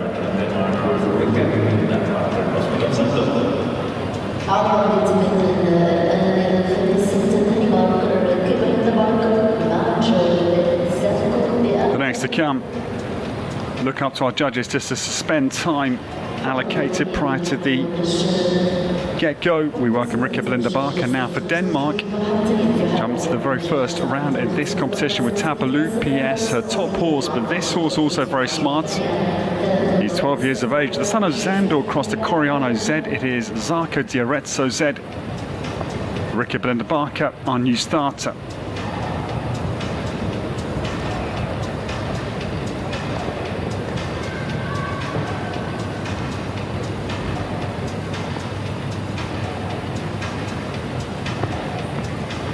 To Rikke in the shuttle bus from the hotel to the showground in week 1, so I could really get her story straight. She's from the north of Copenhagen initially, now based just down to the south of Brussels. The ST stables with Steve Tinty, her partner and coach, who's here. I think I've seen Steve this week, but I'm not certain. Youngest of 3 sisters, all part of the family business that is Storage Containers. Anya, Meta and Rikke herself. A very good round, first phase, well completed. Tabalu, her ride earlier, she credits as being the horse that's been fundamental in establishing her at the highest level of show jumping. First reserve for the Danish team for the Paris Olympics, and the winner of the Monterey Grand Prix, Monterey-La Silla, in late 2023 for Rikke Belinda-Barker. Turns back for home. Yeah, I could see this, sadly. The horse was just backing off round that home turn, napping back to the ring outside where the others are warming up, I think. And that is really disappointing.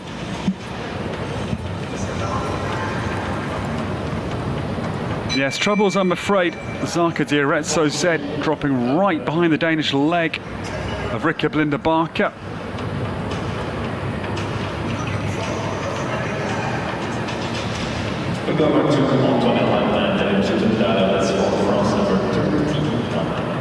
It is elimination, I'm afraid, for Rikke Belinda-Barker out on the course. Very good round that unstuck, or becomes unstuck into this final line.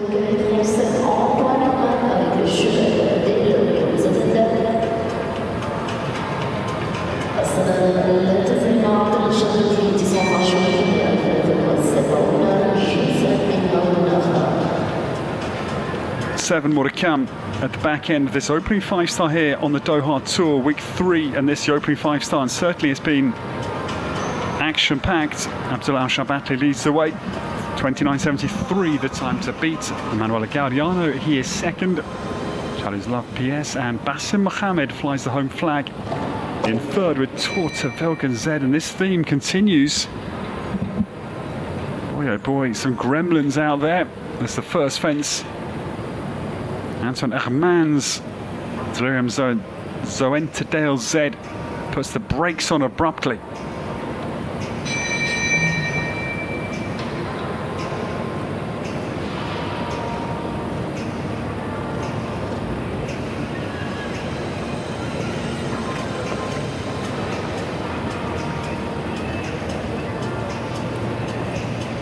think the only conclusion to make is that this is a powerful arena, the Longines arena. It is some centrepiece, the floodlights are on.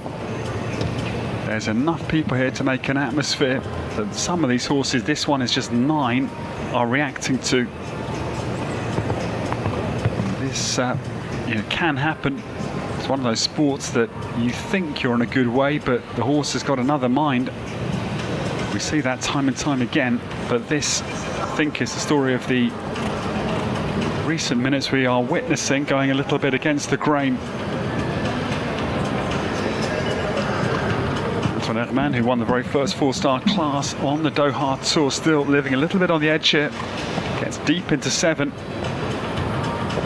Yeah, and this round I think is going to be ending. It's elimination, and sad for Antoine, he puts his hand up. He's a charming guy, very mild-mannered, I think a really good horseman, but not his evening tonight. Durham Zone Star Z eliminated for France, combination 39.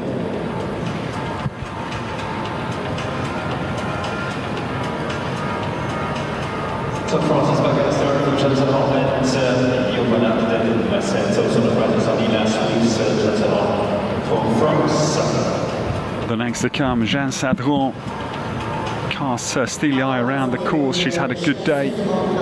Very well placed in the opening week. That was 4th in the World Cup. Dexter Kerr-Glenn in behind Philip Weishaupt. And then also very well placed 6th in the Grand Prix behind Geoffrey Puck. First 4-star Grand Prix of week 1. Ivana Del Massé getting started this, the mare. She's the daughter of Indre Del Massé across the Quidam de Revel, owned by the Sadron company that is the Cheval Centre down near Toulouse.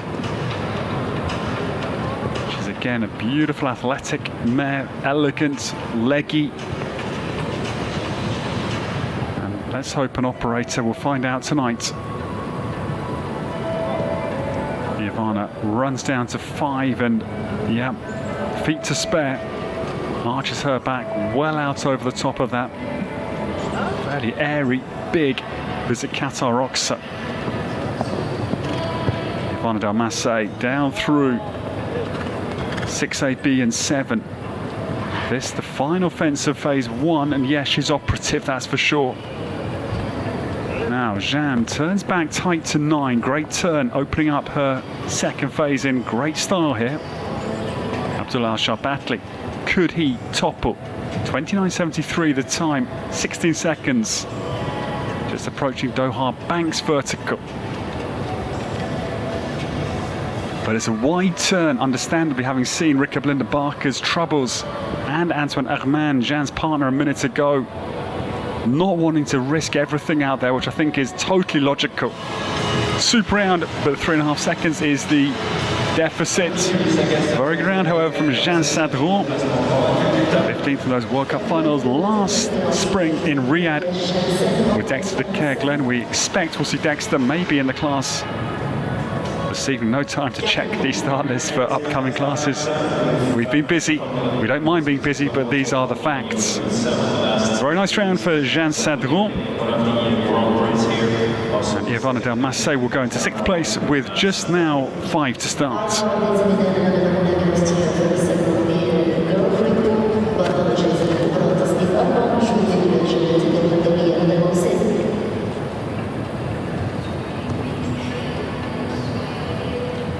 The next pair to come, this man has had a wonderful pair of Grand Prix wins. He won the 4-star Grand Prix week 1, and this horse won the 2-star Grand Prix for Geoffrey Puck last Saturday.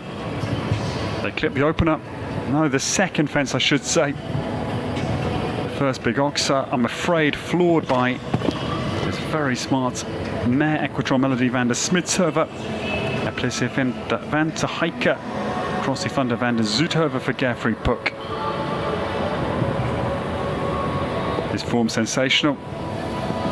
2 Grand Prix wins, 6 podiums, a 4th place. But, oh no, Melody gets it all wrong, I'm afraid, at 7. Geoffrey Puck will be out of the second phase. It's uncustomary, he has been in superb form. 50 seconds. From Melody Amanda Splitsova comes home with a couple of errors out on the course of German design tonight. Peter Schumacher and his team. It is 8 for the Brilliance Austrian. We move on to Norway with my husband, with Coxton. Artist is made of number 42, and a time to live 29.7.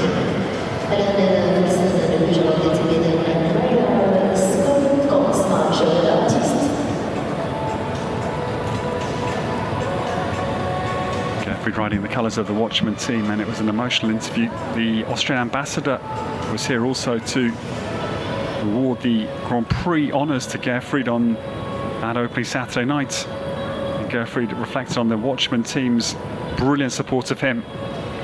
The new starter we welcome, Marit Horskård Cox, is on the course number 42 for Norway, gets away.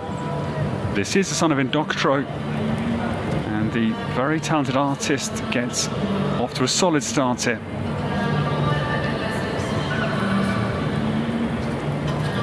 Marit turns down to this yellow, white, grey double.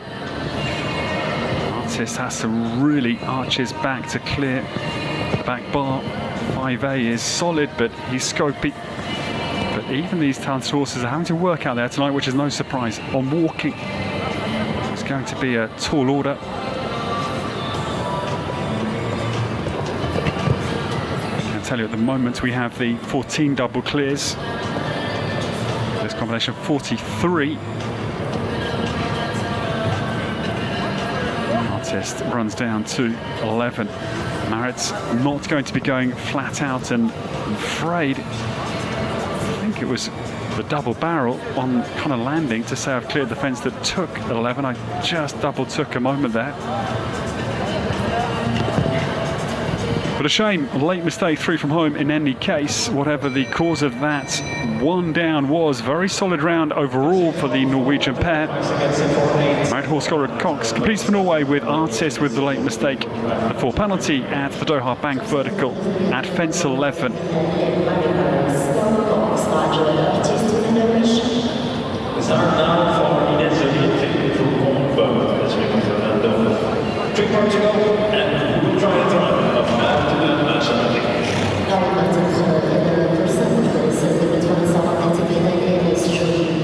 Three to go, and France's Ines Joly gets away. This, the Self-Francais mare. She's 10 years of age this time. Lando across the Diamond de Semi, owned by Pegasus. Ines Joly gets away. Combination 43 with just the last 3 to start. Abdullah Al-Sharbatli eyes up. A very good win, potentially 29.73, mind you. 3 to come are all very interesting commodities. With this lady, with Emanuela Gaudiano and the great Chalou, and the last to go, winners of the 4-star big class last week, that is Millie Allen and Quick Diamond HR. Now Ines Joly, Phelan de Foncombe, they are still clear.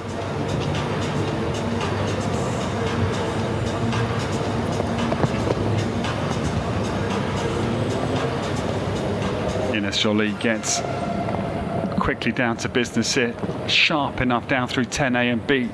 Then the mare flattens her ears down to her neck to just show their determination. But time, I don't think, is on their side here. 29.73 will stand the French challenge. Good effort from Ines Joly and Phelan de Foncombe within a second of the leading time. Will go third. Very good round indeed from this exciting prospect for French show jumping. She is getting very, very good, as we saw last year. The Longines Global Champions Tour win in Monaco. A feather in her young cap. She's world number 128. And Phelan de Foncombe goes up into 3rd place for France's Ines Joly. Still only 27 years of age, her future is very bright. But now the great Chalou comes forward. Emanuela Gaudiano trying to win his 8th win. I just double took a moment there again. Is it really 7 wins? Yes, it is. And Chalou comes down to the Visit Qatar Oxa with this premature front leg release, which is his hallmark jumping style. Shaqab, yeah, very well down through the double. Well, sit tight, everybody, because this will be dramatic, whatever happens here, because Emanuele Gaudiano will have a cut for certain. At the time, 29.73, he will pursue. Shaqab down through 10 A and B, head of steam here. But is it enough? I'm just questioning. He's got 10 seconds now. This the decisive turn. It's a good one. It is a very good one. Shaqab comes down to the last fence.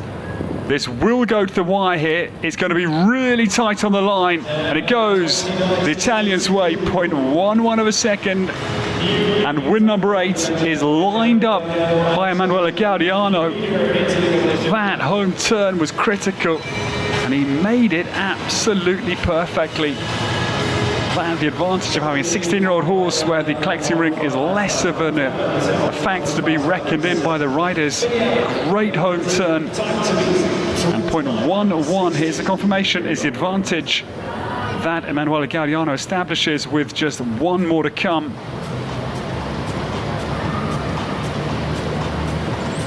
But yes, what a crescendo, because this lady, 2 4-star wins, the first 2 4-star wins of her young career last week. And now, for her first 5-star win, Millie Allen is away. Quick Diamant HR for Great Britain. 29.62. This mare, she's 9 only, Diamant de Semi's daughter. 7 years, the junior of Shaqab, who's just taken over first place. Millie runs down into the base of 5, jumps it beautifully. Their form to win the first 4-star victory of Millie's career last week was dazzling, effortless, commanding.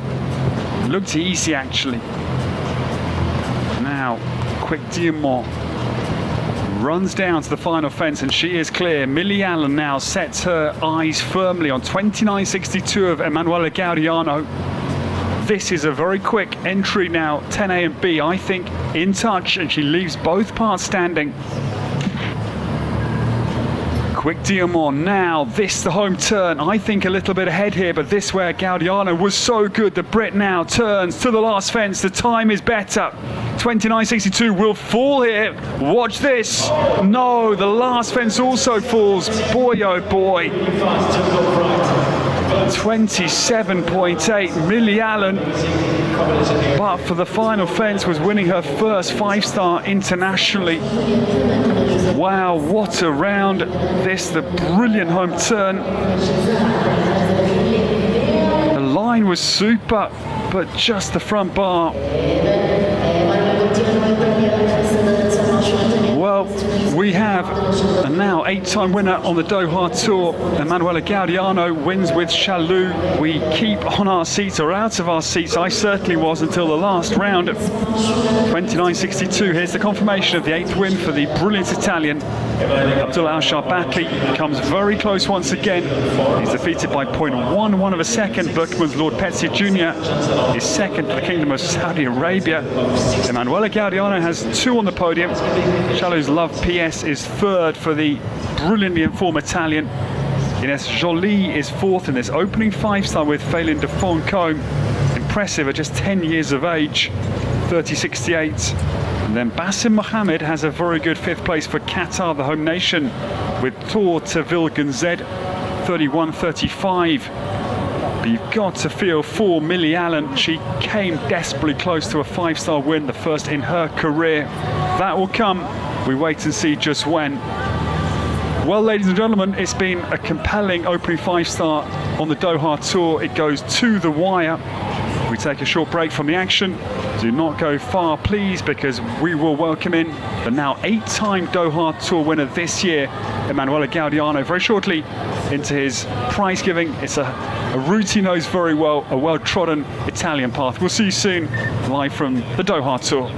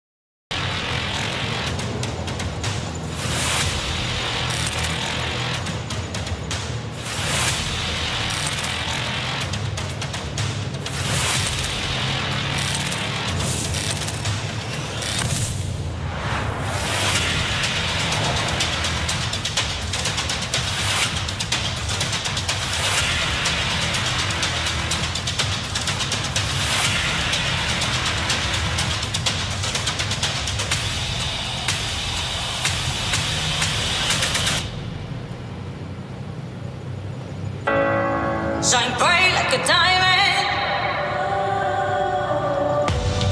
Find light in the beautiful sea. I chose to be happy. You and I, we're like diamonds in the sky. Shine bright like a diamond. Shine bright like a diamond.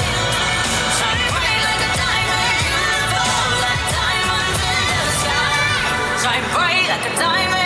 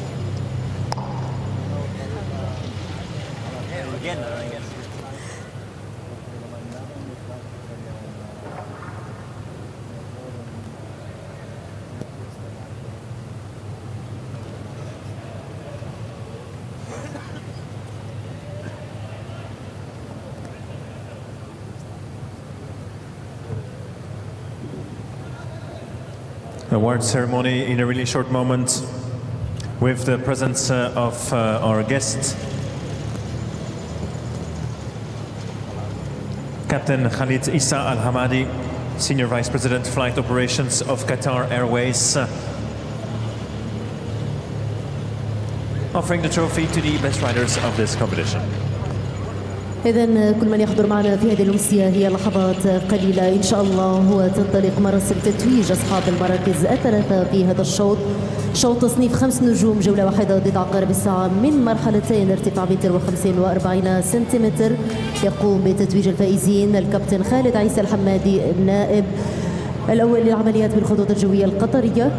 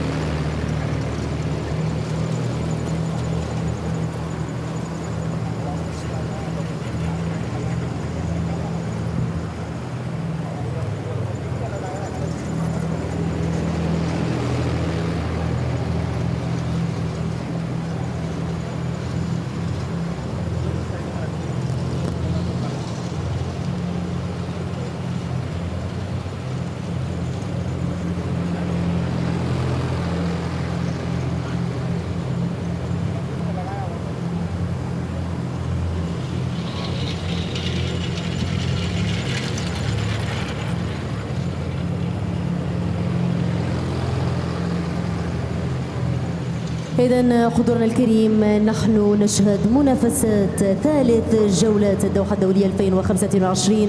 هنا الفرسان يمتعون، يبدعون، يتألقون ما أن ينتهي شوط إلا ويليه شوط آخر أكثر إثارة. لازلنا مع المتعة، لازلنا مع المهارة.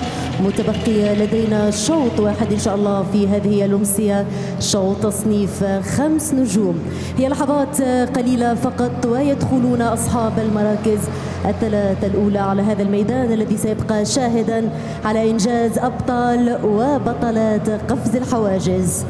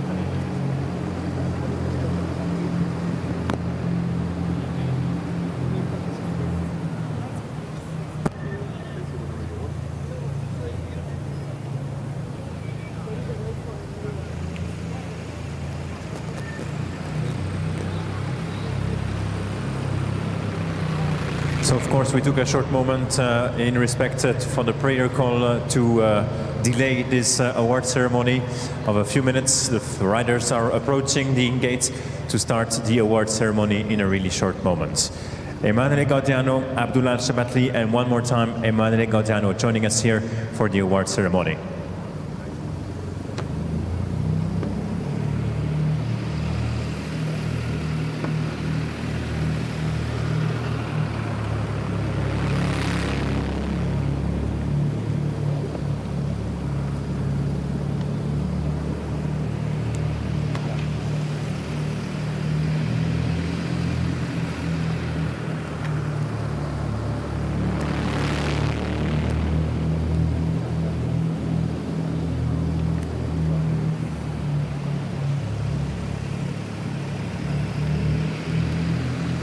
إذا هنا الفرسان أصحاب المراكز الثلاثة الأولى يقتربون من الدخول للميدان، ومعهم تنطلق مراسم تتويج الصدارة والمركز الثالث لإيطاليا عبر إيمانويل غاوديانو، والمركز الثاني للمملكة العربية السعودية عبر فارسها Welcome الأولمبي everybody to عبد the الله award الشربتي. ceremony for the first 5-star class of Doha Tour's third week.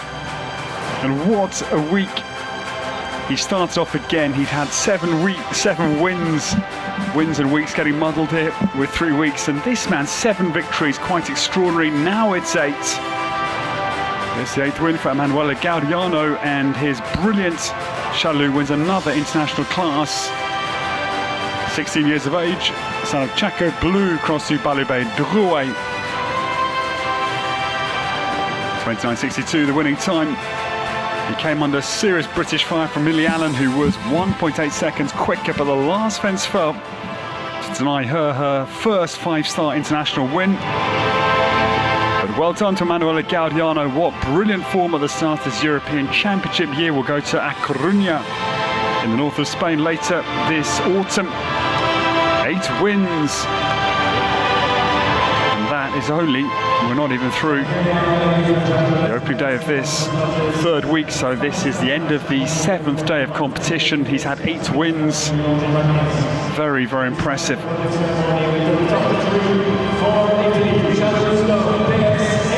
We'll start in 3rd place and 2 on the podium just to back up his brilliant form. And Emanuele Gaudiano is 3rd with Chalou's Love PS this evening, 29.86. The son of Diablo Blanco, 13 years of age. This man comes very close once again. He had a super 4-star win in the opening week, and it's a very good 2nd place, the reserve champion for the Kingdom of Saudi Arabia, Abdullah Al-Shabatli, and Berkman's Lord Petsy Jr. But yes, 8 wins, quite spectacular. Emanuele Gaudiano proving absolutely too hot to handle. And Chalou claims another 5-star win in his illustrious career, now 16, and showing no signs of wearing at all. And we once again stand for the national anthem of Italy. We know it well. For those of us here in Doha, well done. Emanuele Gaudiano, 8 times his national anthem.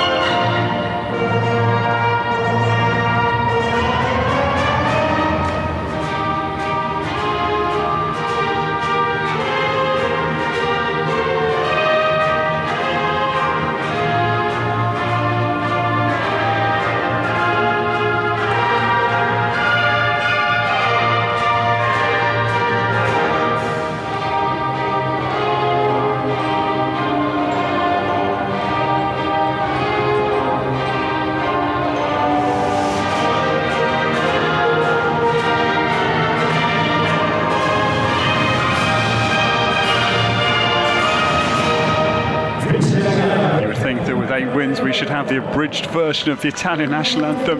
It's taking a lot of time, but we love to hear it. Congratulations, Emanuele Gaudiano, his 8th win. It is awesome. It is Captain Khalid Issa Al Hamadi, who is the Senior Vice President of Flight Operations for Qatar Airways. There's another Golden Horsehead trophy to go back. It's going to be a heavy horse box going home to Italy. Well done to Emanuele Gaudiano. He wins and is 3rd for good measure. I think fair to say the horse of a lifetime for him. Chalou claims another 5-star international win this evening in Doha. Abdullah Al-Shabakli is 2nd. His good few weeks continue. Berkman's Lord Petsy Jr. almost, well, could have been a little bit quicker, but for that little hop and skip on the routes to the final fence. And Chalou's Love PS 3rd for Emanuele Gaudiano, the beautiful grey son of Diablo Blanco. Well done to our top 2 on the podium. And thank you to Captain Khalid Issa Al Hamadi of Qatar Airways.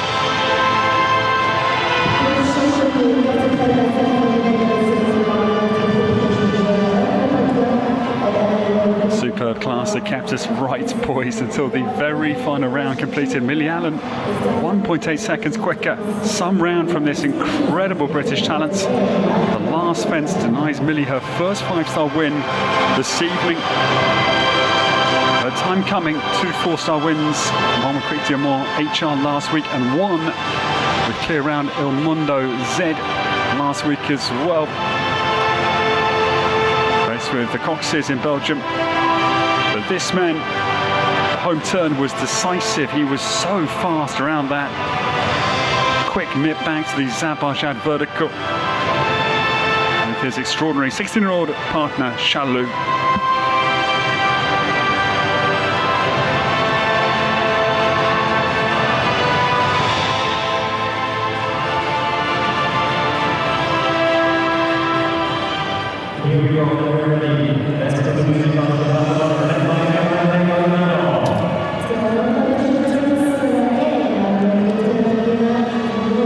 So away goes Emanuele Gaudiano, the Doha Tour in its 2nd year.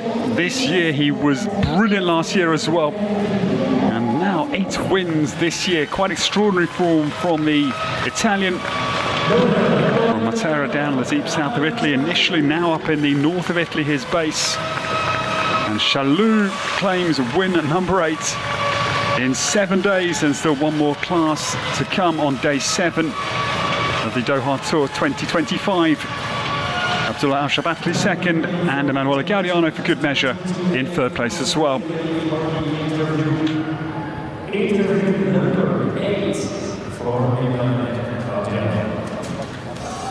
We certainly will take a winner's interview. Philippe Lejeune will be joining. He certainly had a lot of very good interview practice. Emanuele Gaudiano in just a moment, and we take you back for a repeat of the winning round. As you can see, the images that Oxford was certainly big, caused a little bit of trouble.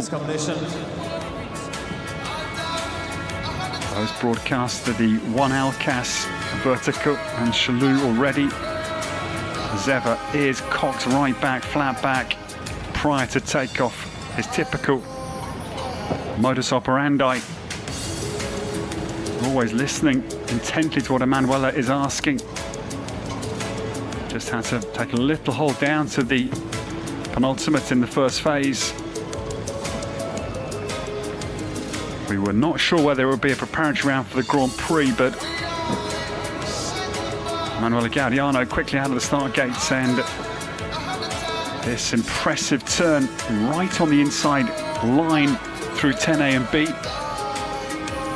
And Chalou maximising his huge ground covering stride down to the Doha Bank vertical. This to turn though was critical. So smooth, and then could even just hold him down to the base of that huge oxer, knowing he'd jump it. And that was the winning round.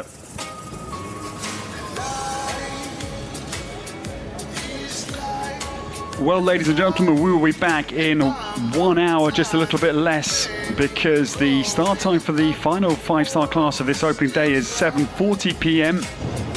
Do please come back and join us, and we'll now get down to Philippe Lejeune, who's alongside Emanuele Gaudiano for the winner's interview. We are ready for the interview with the winner of the competition, Emanuele Gaudiano. Ottava Victoria, 8th victory. So maybe we should switch and you start asking the questions. It was again an unbelievable fast ride of Chalou. Every time when you need him, he's there and responding on your questions and giving the right answers in the arena. Yes, for sure, we don't need to teach Chalou. For sure, we don't need to say something to Chalou. He knows everything. And yeah, he won already 3 classes here. I think he compete in the 5. Yeah, and I'm really happy about him. So the plan is, of course, to go for now a 9th victory and maybe a 10th victory in the 3 weeks competition. Yes, this is the plan. I will try, but it's not always so easy. Then I will try. Yeah. So next time we need to find another question. Maybe talk about the football game of during the 2 weeks. Yes, this was nice. It's also nice to do something different at the tours. I enjoyed the game. Yeah. And of course, the victory of Italy at the game. Huh? Yes, it was a victory for us. Grazie. Thank you so much. Congratulations.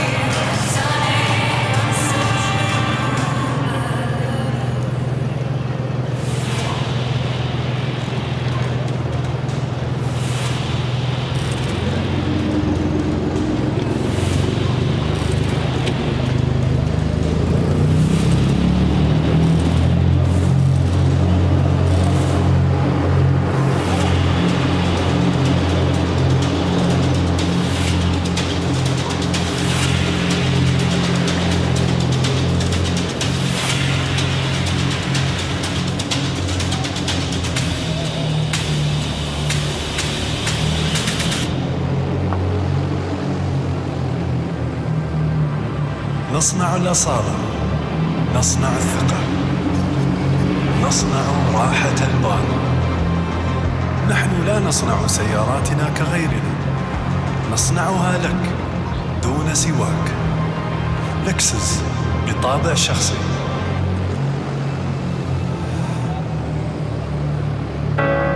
Shine bright like a diamond. Fine light in a beautiful sea.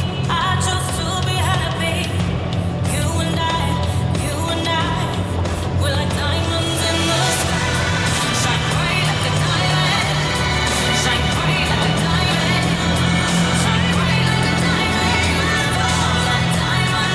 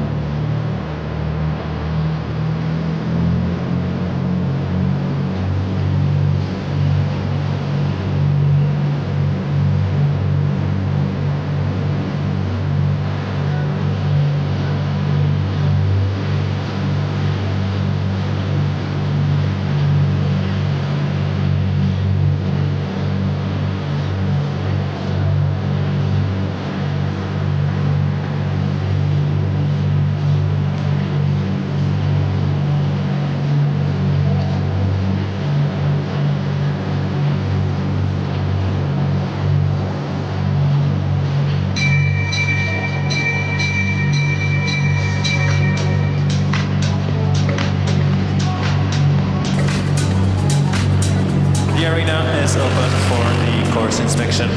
Arena open.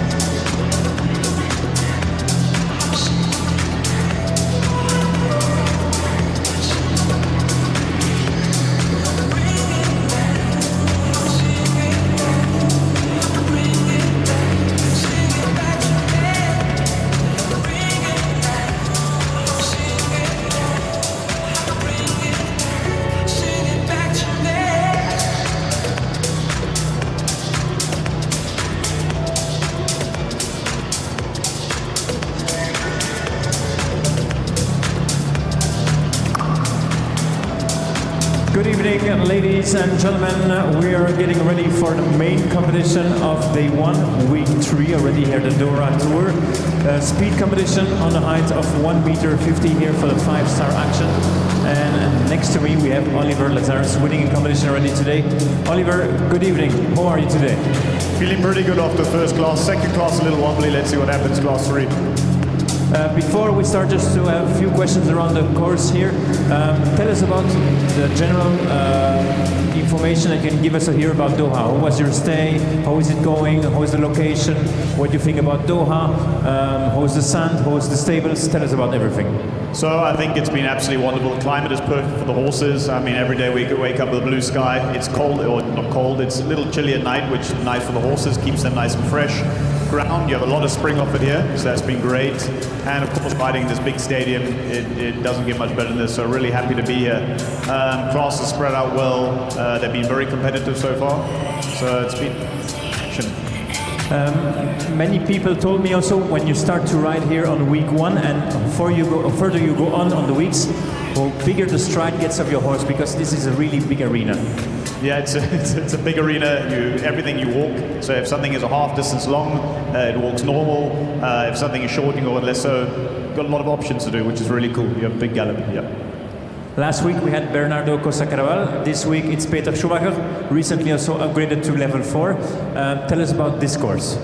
Well, I'm a huge fan of Peter Schumacher. I think he's one of the best course builders in the world. He tests you a little bit with your turns and the distances. This course is a little taller than what we've seen today. Of course, it's a 150 class. There's a few options, just depending what you want to do. If you're going to really go on the attack, there's a few options to turn inside, especially into the second double, which is tight. Turning back into the last line is going to be tight. So there's a few options to do. If you don't want to do that, you can continue around. You can still be quick. So it just depends if you want to win it or you want to be in the top 10. When we get a look at the course, okay, first fence to number 2, short turn to go there, and then we have fence number 2 to 3, slightly broken line to the inside on left hand. What's the option from 2 to 3? So I think, for me, it's an 8 all day long. I guess some guys could even think about doing a 7. Like I said, this ring is amazing. You can literally leave something out, but I think most 90% of the people are going to turn very tight to number 2, and it'll be a nice 8 down to number 3.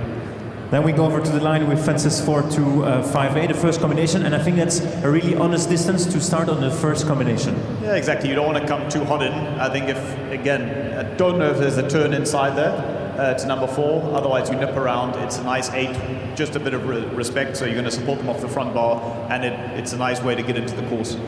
Then maybe for a few of them, the inside option for the second combination, 6A, 6B, always delicate when you have a vertical to come in. Yeah, so definitely. And it's built along the side, so when you turn in, you're getting a little bit of a blind look onto B. And if it was ox coming in, it would be easier, but actually with the vertical, you need to be away from it, you need to give them a bit of space, keep your body tall and sort of turn in the air. So that's going to be definitely a tricky line. The winners will go inside, and the others will go around. Then we have a nice S on 7 to 8, and then I think 5 strides to fence number 9. Yeah, 5 is dead normal, but you always got to be a bit careful. This is a very square oxer, so you're going a bit sort of back home, coming towards the end of the course. You've got 2 oxes, you're using a bit of scope on the plank, landing probably a little flat, and number 9 could see the front bar falling with the back legs. It'll be a bit of a tricky one. Fence number 10 seems to be a bit like lonely in middle of the arena, quite empty vertical, 3 little poles, so delicate. And exactly, it looks very easy, looks simple, but it's a tricky jump because it's open, it's a little boring. Like I said, they've used a bit of scope and power for your double oxes. Now you have a lonely 3-pole vertical, so that'll catch a few people out. And then turning inside to the last, which I think most will do. The second last jump is quite nice. They'll back off, you can have a bit of leg, and then it's a nice 6 down to the last. And then you're off clear and the fastest time. Of course. You give it a try? No, not crazy, but a nice top 10. He'll be setting up for the Grand Prix, so I'll be tight, but no galloping. Thank you so much, and of course, best of luck. Thank you very much. That was Oliver Lazarus joining us here on the course walk. So just a few more moments to go on, and we're back here on the arena for some amazing sport. Speed action, 5-star action here on the course built by Peter Schumacher. See you at 20-8 for the first start.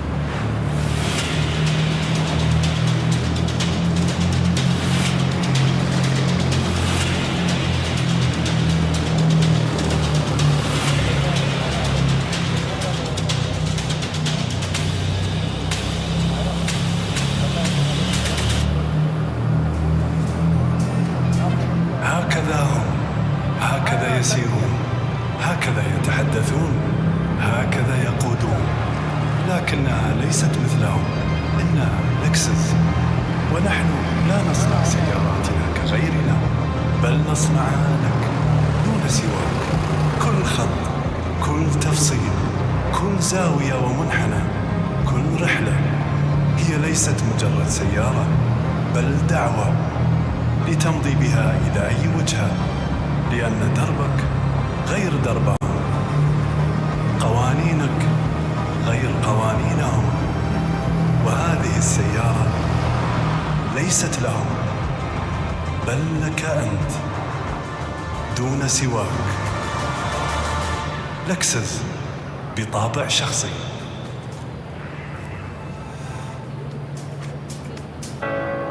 Shine bright like a diamond. Find light in the beautiful sea. I chose to be happy. You and I, we're like diamonds in the sky. Shine bright like a diamond. Shine bright like a diamond. Shine bright like a diamond. Beautiful like diamonds in the sky. Shine bright like a diamond.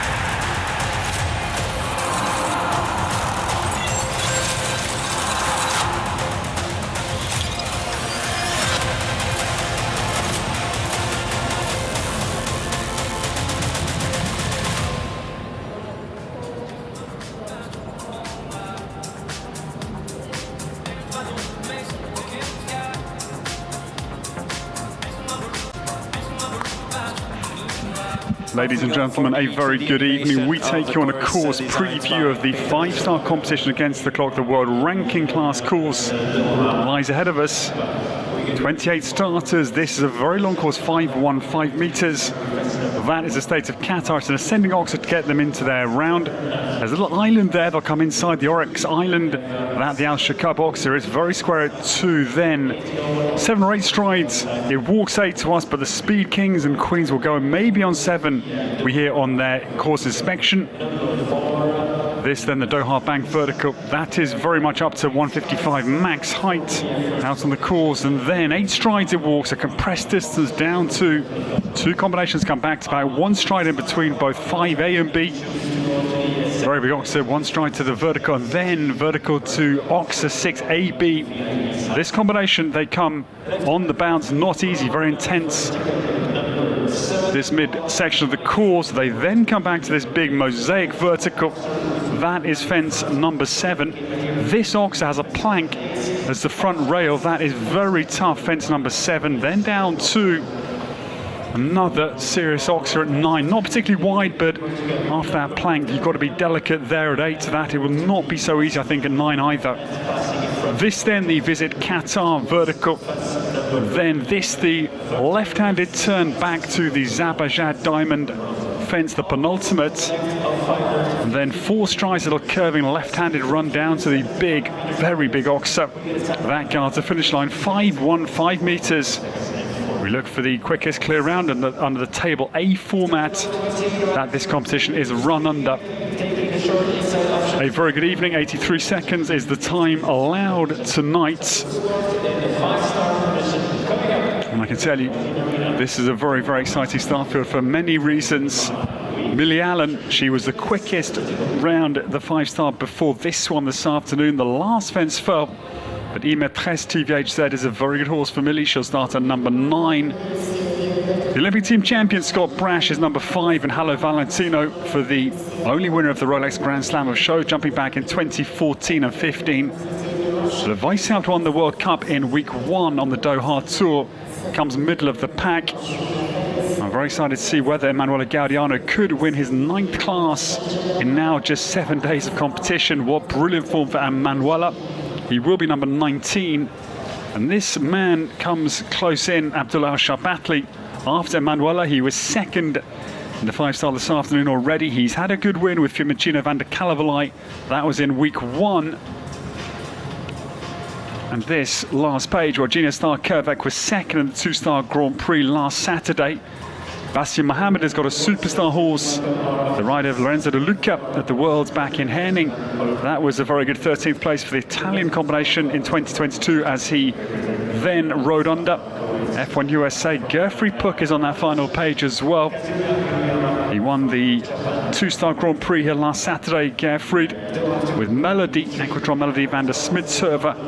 And he won the very first 4-star Grand Prix here in week 1. Just some of those we will look forward to seeing.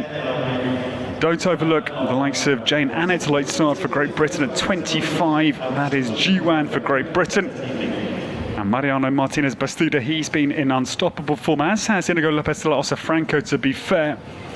And Duarte Seabra, the very last to go, we've touched on his, of course, great few weeks, but I have omitted to state the fact that he won the 4-star Grand Prix last Saturday with his Olympic partner from Paris, Durados II. So a very good evening. It's a pleasure to broadcast from this incredible Longines arena. And this is the second 5-star of week 3. This our opening day of competition. This track, yeah, it will be fearsome. I can tell you 28 combinations come forward. It's been a long day. There'll be the odd slip. I'll preempt that this evening.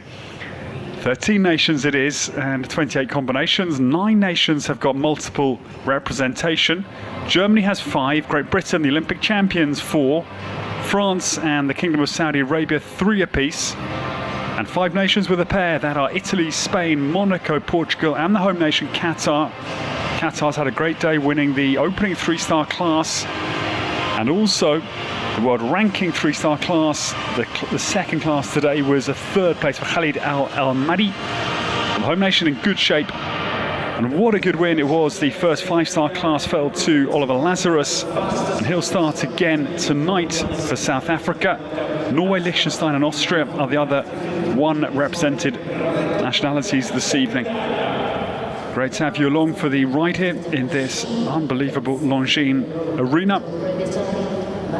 And we sit and get ready for what will be a brilliant, about an hour and 20 minutes. I guess we'll be wrapping up at about 9 p.m.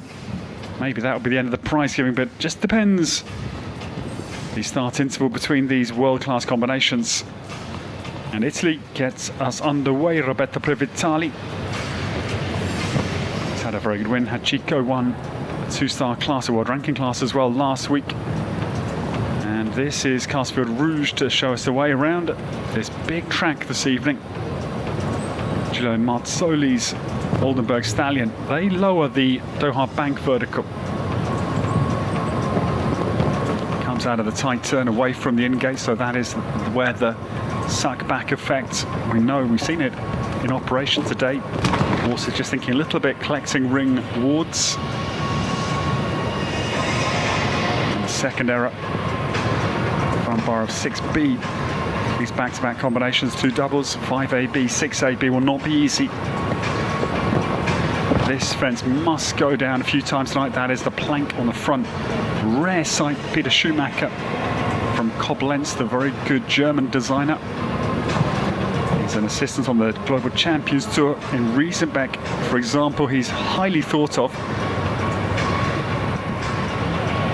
In fact, Oliver Lazarus in his course preview said that Peter was one of the very best designers worldwide in his opinion, so that was huge praise for the tall German. Well, 2 down it is for Roberto Previtali. We get underway and we have an early insight into the demands of the 5-star course tonight. Haters for Casper Rouge, our trailblazer. Over to the second start, heading over to Spain, and a victory on week 1. Also on the quest, 2 stars, 4 stars, was a top 8 in the World Cup. Let's all welcome Mariano Martinez Bastida with you.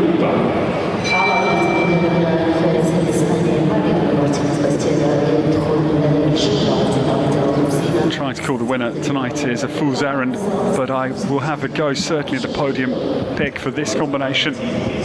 Jupp won the World Cup qualifying class here in week 1 and won the London Grand Prix in December with Mariano Martinez Bastida.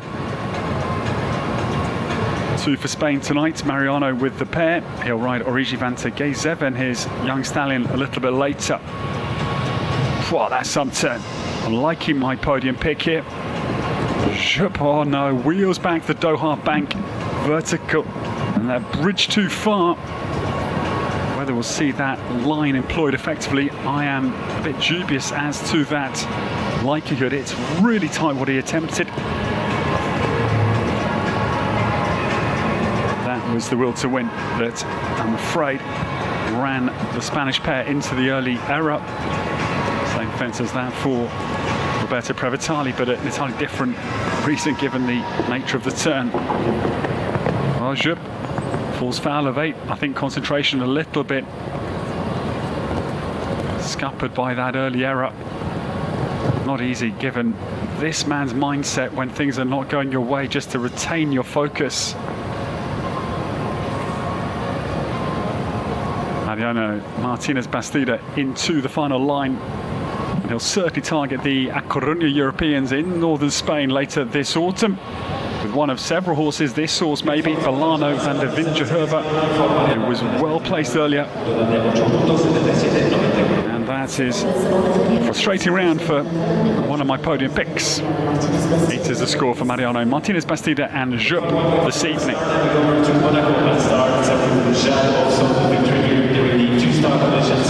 We welcome Inigo Lopez de los Andrade, Monaco.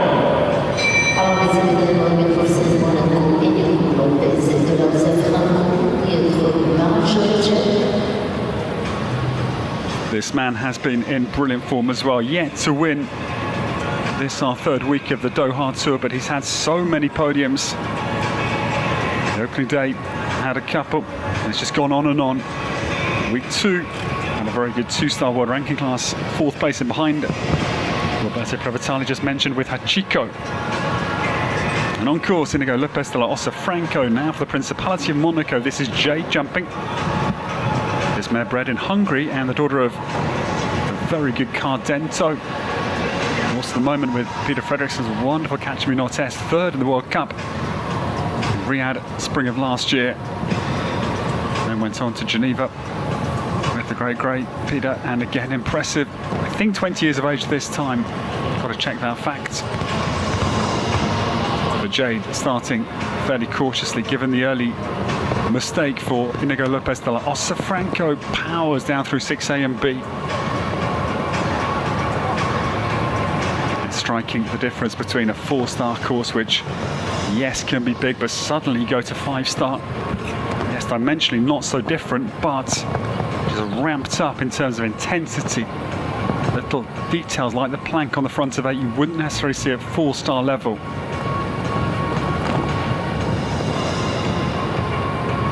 Inigo Lopez de la Ossa Franco turns homebound for the Zabajad Diamond penultimate.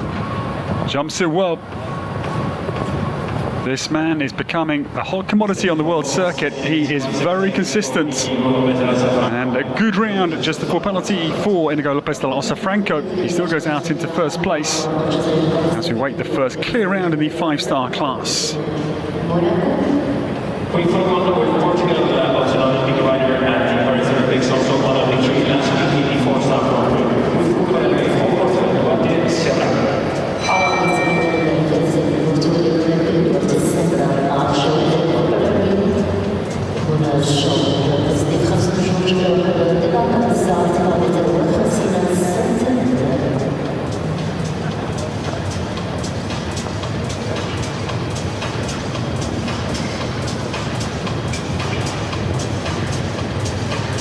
The first of his two rides tonight, Portugal's Duarte Seabra gets away, and this man, brilliant win he had in the 4-star Grand Prix here last Saturday with his Paris Olympic ride at Dourados II.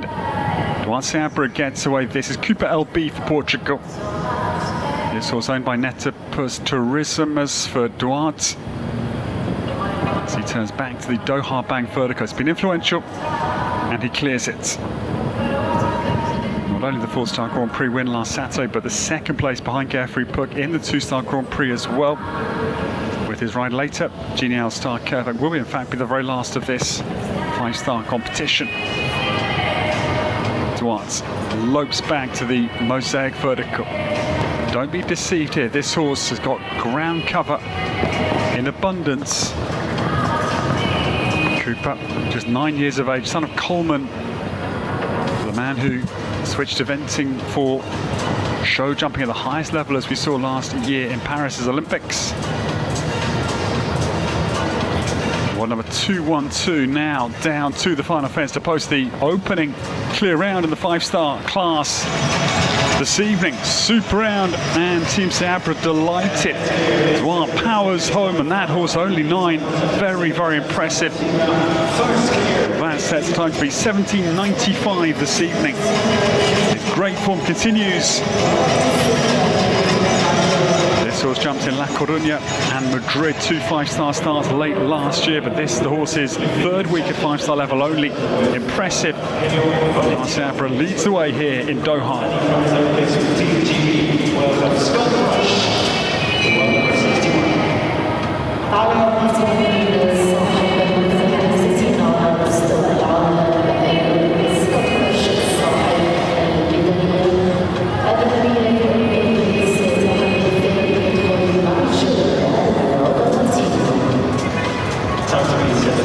From the Paris Olympian to the Olympic team champion with Great Britain.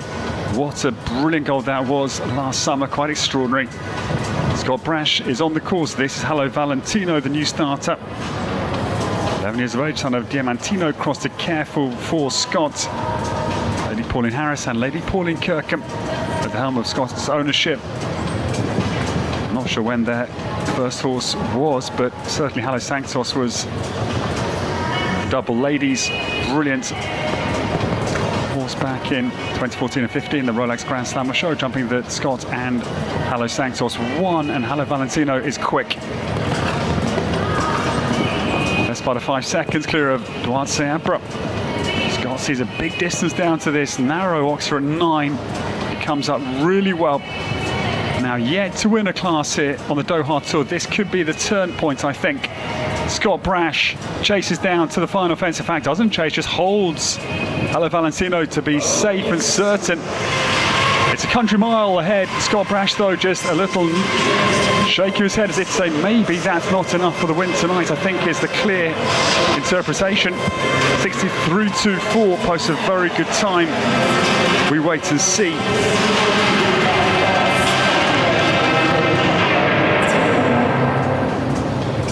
We follow with France, number 6 in the start list,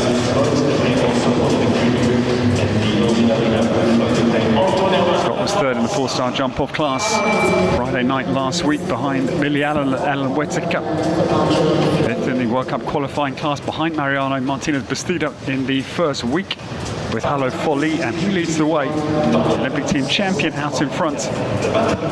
First 5-star night on the Doha Tour, this our final week. The new starter, we welcome Antoine Herman, gets underway. This is number 6 and the first for France this evening, the first of the 3 for the French. This is very good horse Floyd Desprez on the early part of the course. Antoine, winner of the first 4-star class here 2 weeks ago with Pegasus Dawson's Flex. And Floyd Desprez, lovely rhythmical start down over the Doha Bank Vertical 4 and well down to 5A and B. This man is clearly an outstanding natural horseman, just gets the job done, doesn't really look as though again he's really having to try or bust the gut out there. It just happens underneath him. It's always a proverbial swan, of course. There's a lot going on below the objective eye, but this man is au naturel. Floyd Depré cuts back to third from home, the big vertical. Scott Brash's time very safe here, but it's another great exhibition this evening of this man's very natural talents. Super round from Floyd Depré, and Antoine Herman, the world number 200, comes home. It's the third clear round of the 5-star tonight. It's going behind Dwight Sabra and Scott Brash.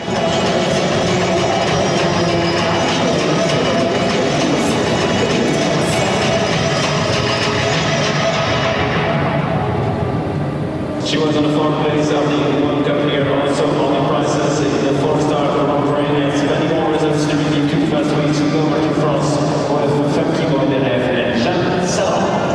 Mesdames et messieurs, du de la place en ce moment sur le terrain de la cavalerie française, Jeanne Salon avec le cheval Femke Boilev.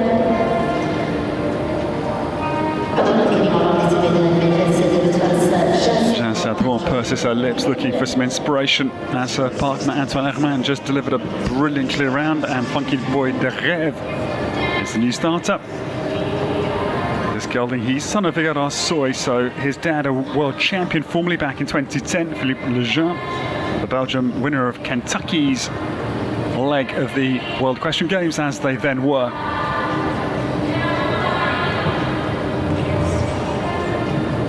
This horse, feisty and fiery, Jeanne Sadron, loves a horse to take her down into the bottom of the fences, as we see from Dexter de Kerglen. A superstar partner, 15th in the World Cup finals, her very debut on the biggest of world stages in Riyadh last spring. But again, that Doha bank vertical claims the young French scalp of Jeanne Sadron. Not easy, as I've said, away from the in-gate. A lot of activity down there, and the horse's mind's distracted. Back to the paddock.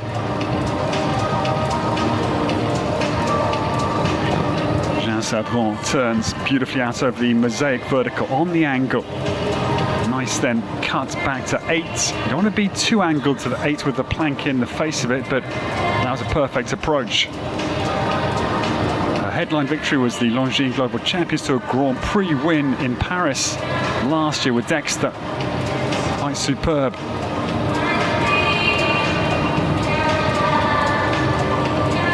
Jeanne Sadron down to the last fence. That's a very good round, I would venture to say. Bearing in mind, this horse young enough at 10 years of age.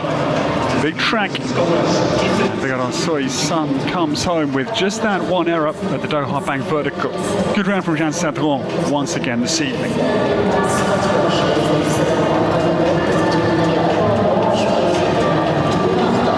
Top 6 on the 4-star action in this week's with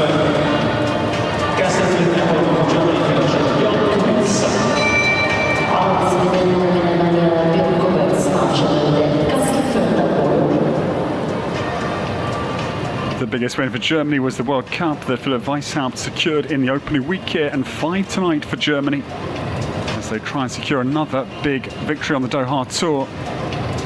The German trailblazer Björn Kuvert, he's an outstanding horseman. I've assessed him carefully this week, and he's balanced, he's cool. He just keeps a very calm approach on all of his horses. Casper Apollo gets away. Gelding son of Casalco crossed to Chaco Blue. Bjorn's own horse this is.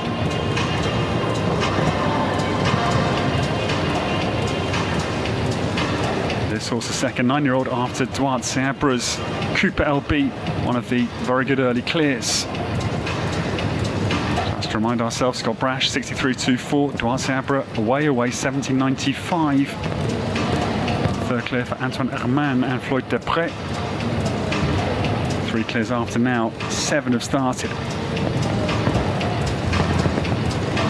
Cuvet's, yeah, not totally happy with the feeling, as just grimaces a little bit on landing after the pair of doubles successfully to the outside eye completed, but that is the level of precision at 5-star. Can appear okay, but yeah, I think now Casper Apollo getting quite strong in the German hand. That is, I think, his concern.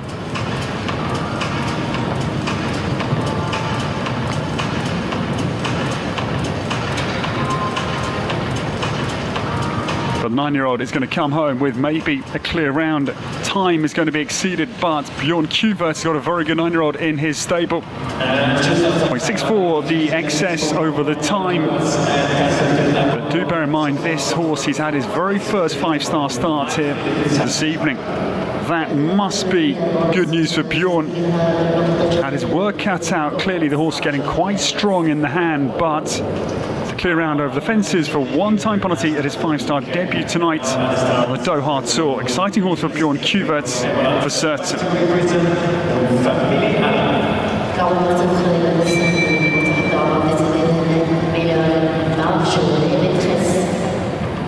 Time to beat 63.24.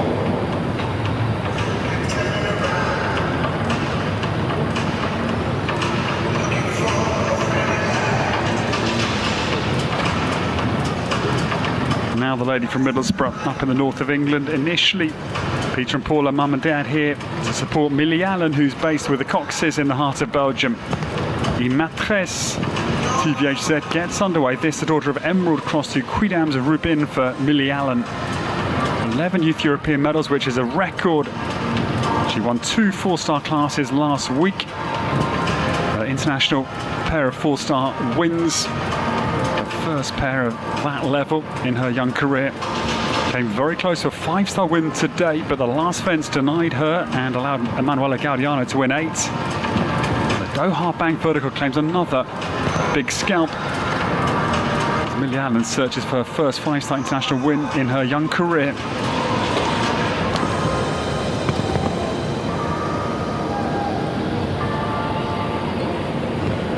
Just gets the job done easily, effortlessly, is the, again, impression. It's clear as the, well, the heat here in the summer, up to 55 degrees. It's evident it is that impressive what Millie Allen possesses as a rider. It's funny, as a commentator, you watch so many horses and riders, and there are some, whether equine or human, that just jump out of the arena at you and just say, look, I'm here, I'm a world star, and this lady is of that caliber. World star, I believe, is in the making. Just the one down at the Doha Bank Vertical. Millie Allen comes home. 74.91 the time for Maîtresse TVHZ for Great Britain. Let's start at the Kingdom of Saudi Arabia, claiming bronze at the Olympics of London. Cameron Abdullah her friend. There are moments as a commentator, likewise, you don't forget, and I'm thinking about Crystalline here, Chris Chugg. That was the Gothenburg World Cup final. She was only, I think, 8, maybe 9, but incredible she was, and she went on to huge things. I was with Chris in Gothenburg that evening, and it was exceptional watching the Australian working his magic with an incredible young talent. I think Millie Allen comparable to Crystalline in terms of ability. It's high praise because that mare went on to big things in the USA.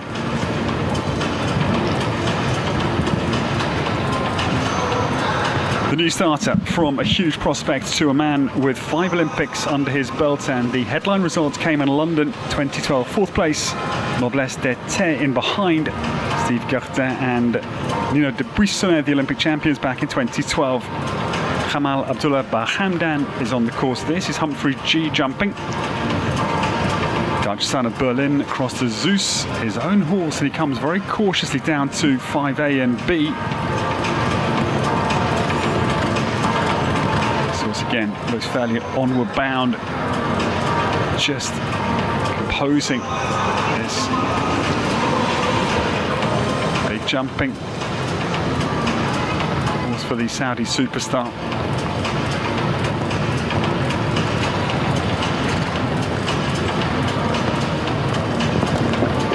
Kamal employs quite an interesting technique, quite a long range contact as you normally see.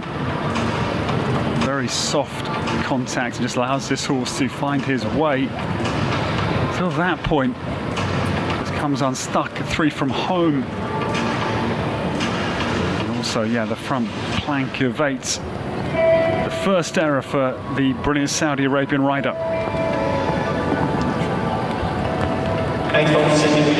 So, okay, clearly a bit of a schooling exercise out on the course for the pair for Saudi Arabia. Number 10 out of the 28. We're a third of the way through this closing 5-star class of the opening day. Humphrey G just again shown the course by Kamal Abdullah Bahamdan. No winning intent. Just getting, I think, some manners established ahead of big classes to come tomorrow and on Saturday.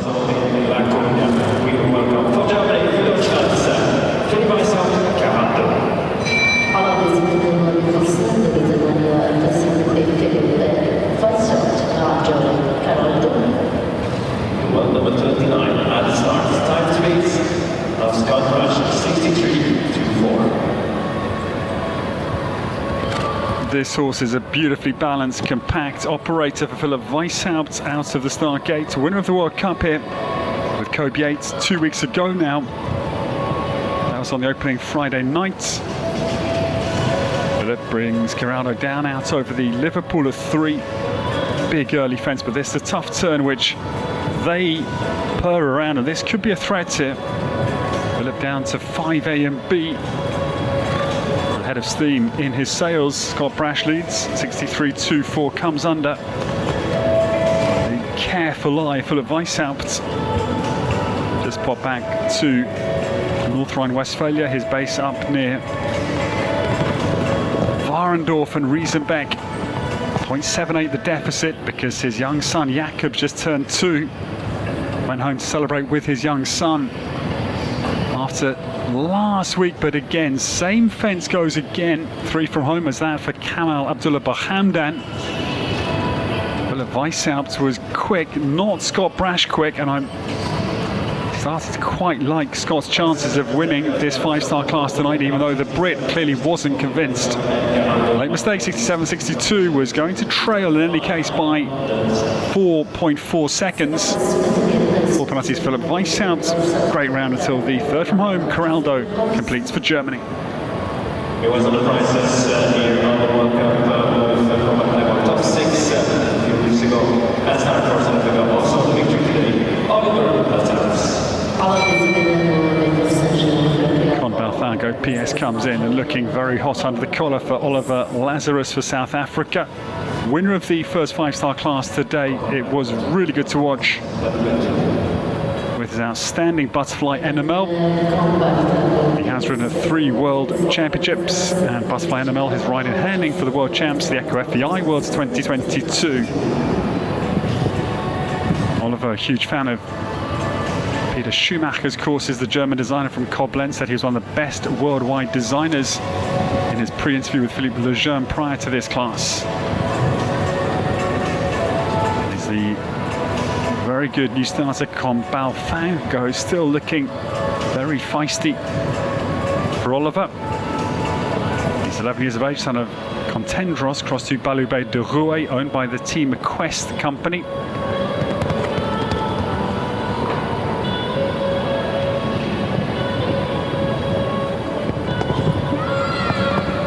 Had the privilege of watching a lot of Oliver Lazarus, even though he's been up on the world stage. He is some huge talent. I love this efficient, nippy way he rides. His horses are all of a type. They're blood types. They're light off the ground, and it just flows on, and it's great to watch his style.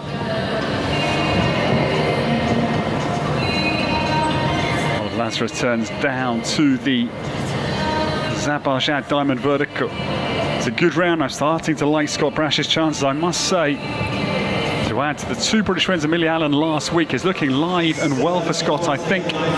Super round, 74.94. So yeah, trailing the Olympic team champion by 11.7 seconds exactly.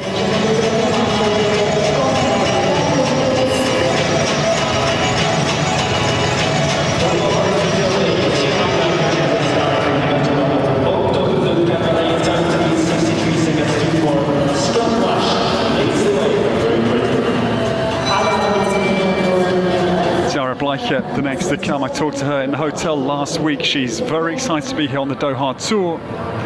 She's based in the south of Germany near Munich alongside Simon Widman. She's looked very good thus far with this horse and her other riders as well. On course, out to Calvary for Tara Bleicher. She had 6 penalties in the 4-star Grand Prix here last Saturday. 1 down and a couple of time, but they're certainly a developing pair. Says Palomino. Gets well out over 3, airborne, and I think this lady is a big talent. She, again, just gets the job done. Different style entirely to Oliver Lazarus we've just seen. Much more vertical.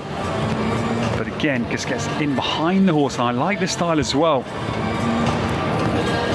And still, seat and leg, just keep the horse up ahead of her. Out to Calvary is still clear. Halfway through this 5-star competition against the clock.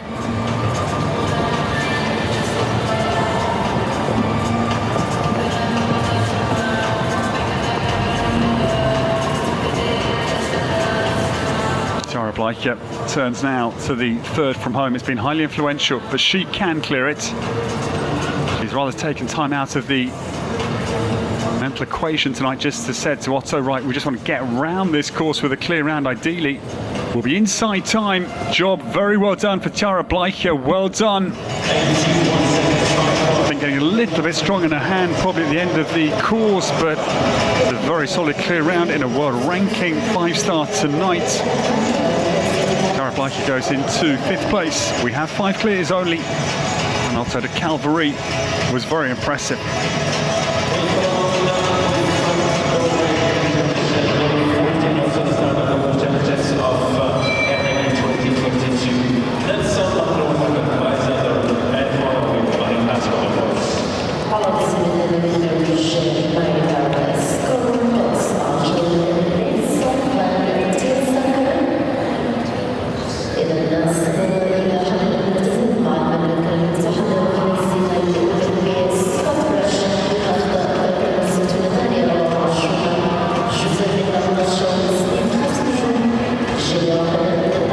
Addendum to Tara Bleicher's commentary. I'm pretty certain this, in fact, is her very first 5-star week, first 5-star competition tonight. So that was a very good debut round at this level. Preparation time is fairly limited here because of the 12-hour commentary day. So apologies, I'd like to get very much more prepared, but that is not a reality. The new starter. We go to Norway now, and this is a very good horse for married horse collar at Cox. It is Nelson van der Rusak, the new starter. He's beautifully bred as Zandor's son, crossed to Kashmir van Schuttershoff, and owned by Carol Cox's horse operation in Belgium.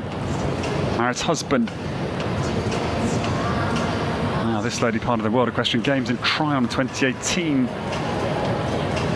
This horse has looked scopy.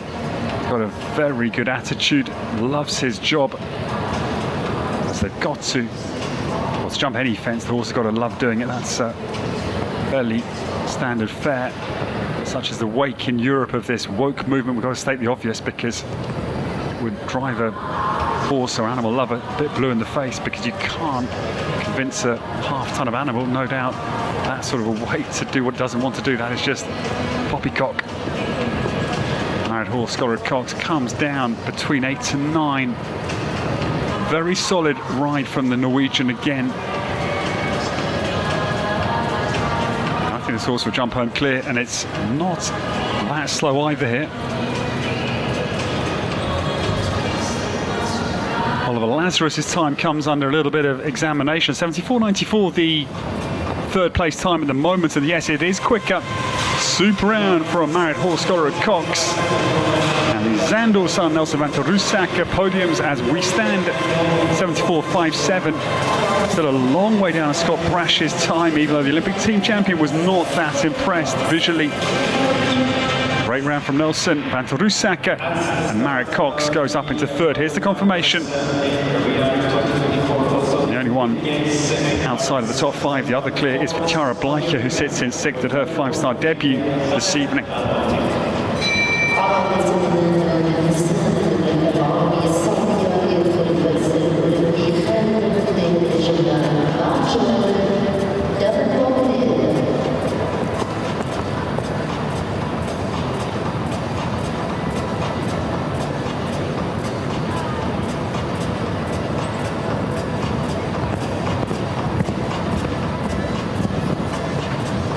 new starter Khaled Al Mobti gets away for the Kingdom of Saudi Arabia. Very good second for Abdullah Al Sharbatli. The opening 5-star class this afternoon. Khaled with Davenport VDL this evening. This, the Diamond Semi and Doctro's son, owned by the Saudi Arabian Equestrian Federation. And world number 60. Paris Olympian, 48th he was with Jaguar King WD at the Games last summer, 46th year. 2 World Cup finals, Riyadh 22nd and Gothenburg 2019.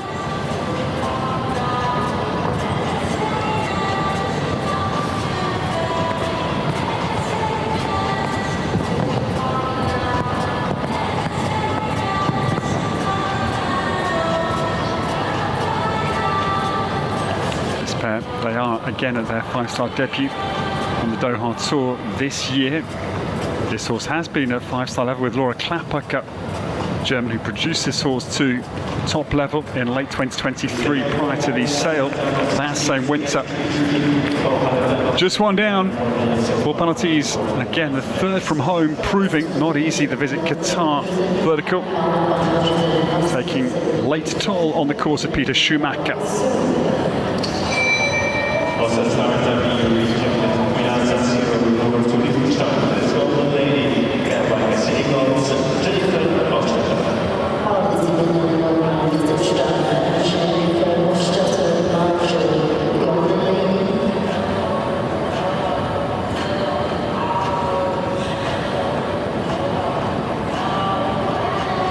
This pair were 11th in the 4-star Grand Prix here last Saturday, and behind Duarte Sabra and Dorados II for Portugal.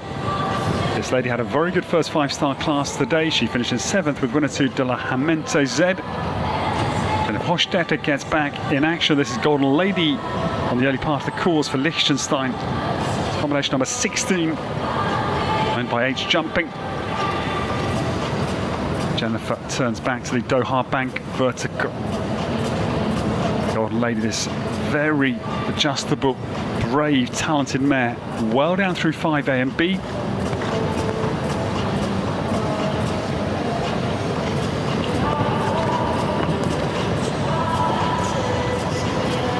Now just over the halfway point. This is combination 16 of the 28. Still, Scott Brash, I think, has got a very good grip on this second 5-star. Can't wait to see how the class unfolds. Jennifer Hofstetter clear with 2 to go. Her fortune's really changing today, because last week it was tough watching this young rider who's cutting her teeth at the highest level with some great horses struggling for form, which is now much improving. Super round. Stad Nicholas on the left of your picture, 72.71 for Jennifer Hofstetter. She goes into 3rd place with the superb mare Golden Lady tonight on the Doha Tour.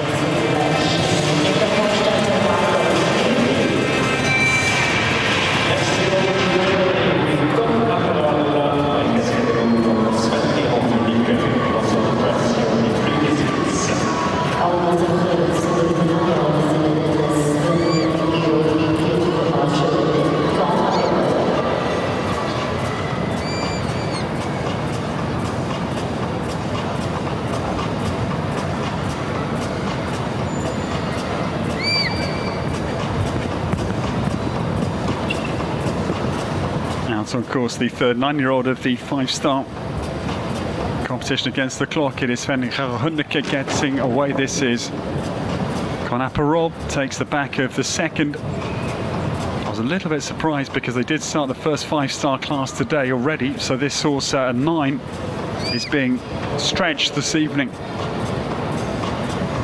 Conaparob is at his very first 5-star show as well, so Sven is putting his confidence in his young partner. Nothing wrong in that, but it's a bold move. Conaparob down through 6A and B. They compete in the World Cup qualifier here, in behind Mariano Martinez Bastida. Not my default Spanish name of Manuel. I think I've taken that from 40 Towers. Apologies. Conaperol spins back to the third from home with the plank at 8. Front bar also falling in addition to the second boxer's back bar. But it's a good round and it's proving a very good move from Conaperol and Sven Hoenecker to target both the 5 stars on this opening day. Clearly the horse very happy, a little bit strong at the end of the course. But yeah, that's going to be an adrenaline buzz for both horse and rider this evening. 9-year-old comes home a couple down, but cutting his teeth very well at the highest level internationally.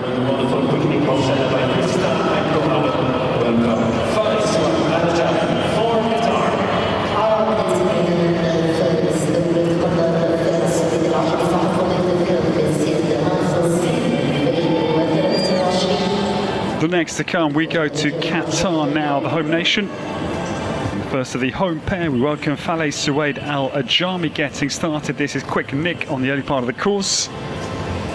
Faleh had a very good opening class, a 3-star to set his day into action. That was a 4th place with Quick Bill this morning.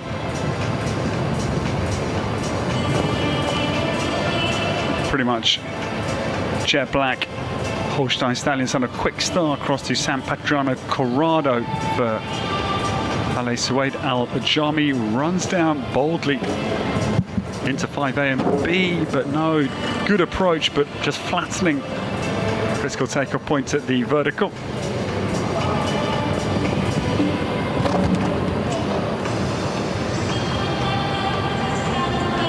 And a theme, I'm afraid, develops because both exit parts of the double combinations fall in quick succession. That's something as a rider you'll certainly notice and review, thinking, okay, what is it about the double? Just, I guess, getting a little bit onward bound in the middle. This 11-year-old turns now with another mistake. 4 fences now on the Al Shaqab sand, sadly, in this Longines arena for the first of the home combinations pair tonight. So okay, he's had a very good day, but not his evening this evening.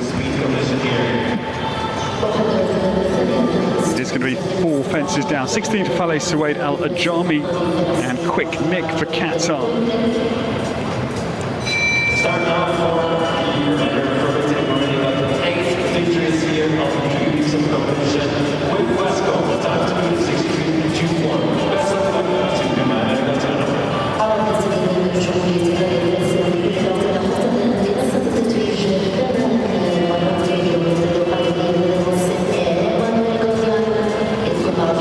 This man, talking of Quick Nick, has been the quick Italian. 8 wins has been quite extraordinary to watch. Emanuele Gaudiano's story rapidly evolving here on the Doha Tour. He was the leading rider of the show last year as well. And Vasco getting started. Now, talking about Chris Chugg earlier at Crystalline, I'm pretty sure this horse side by Vivant, one of Chris Chugg's very good stallions of yesteryear. Chaco Blue here, the dam sire. Vasco now, yeah, Scott Brash maybe was fearful of this precise combination when he questioned whether his time was going to be quick enough for the victory tonight. Vasco burns down through 5AB and again, sharp turn to 6AB, but no, the vertical goes into the double. Scott Brash breathes again. I think the time is going to be, yeah, just quicker.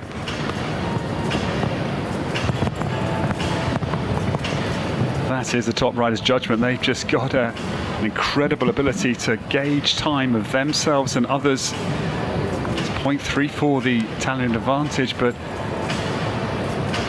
Britain's dreams of a 5-star win today live on. Scott Brash escapes with 6A, sadly for the 8-time winner, Emanuele Gaudiano. Great effort, lost a little bit of time, no doubt, just deaccelerating, knowing the game was up for win number 9. But well done to Emanuele Gaudiano. It's been wonderful watching him over the weeks here in Doha. 8 it is for Vasco, 65.07 was his quick time as ever.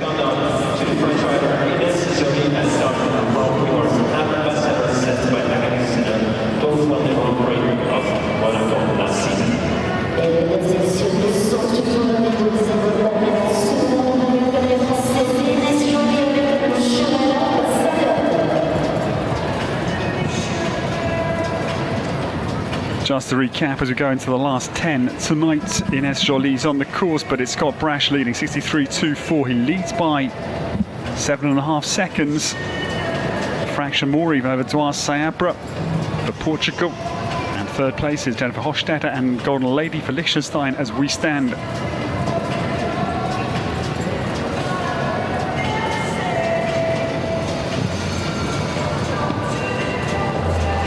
Ines Joly makes a very good start to her round.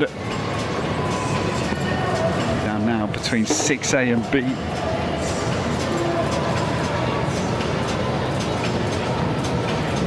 This is Ambassador Z on the mid part of the course, son of Agonix du Seigneur, Christian Alman's former top horse, Illustro the Dam sire. One French rider who I haven't mentioned because she's not here, but again part of the same generation as the likes of Ines Joly is Nina Malové, rides for the Rain family and has just secured Nieke van der Bishop out of Erin Ballard's saddle. So again, the French generation that we are enjoying here in Doha has got also strength in the shape of Nina Malové as well. Okay, good round enough for Ines Joly, this elegant, effective horsewoman, winner of the Longines Global Champions Tour Grand Prix in Monaco last year. Comes home with the one error, front bar that plank, devilishly hard in the face of 8. Is the one error for France's Ines Joly.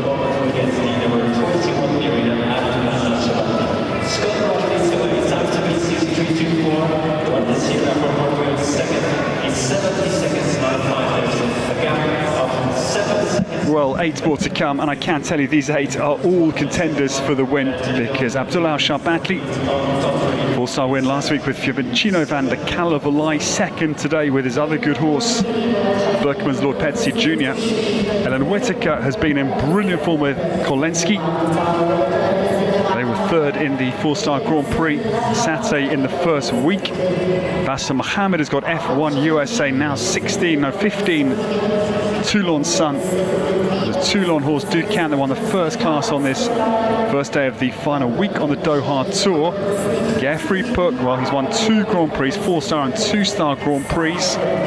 He's in superb form. And that is Equestrian Ornat, the 5th for the Olympian from Paris. Jane Annett is going to start late, 4th from the end with G Van. Scott Brash out in front, 63.24 for Britain already. Mariano Martinez Bastida's got one more to come. Inigo Lopez de la Osa Franco, the penultimate. And Duarte Seabra, who was second in that 2-star Grand Prix behind Geoffrey Puck last Saturday, has got Genial Star Kervek as the last to go.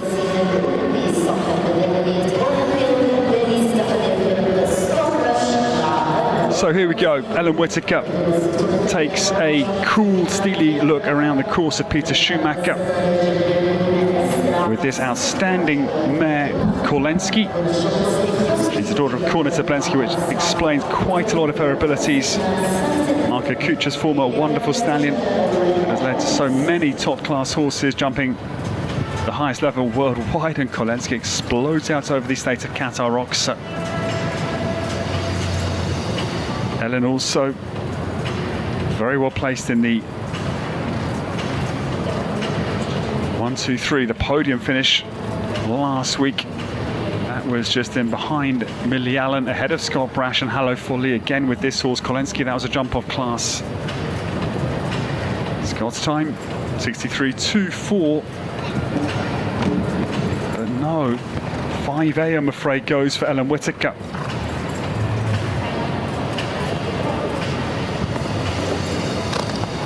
Prime goal, no doubt, for this combination is to try and win the 5-star Grand Prix here on Saturday. So this class, whilst important in Ellen's strategy overall, would not be her plan A to win this evening. This is just a round to sharpen, I think, Kolensky for the big class in 2 days' time.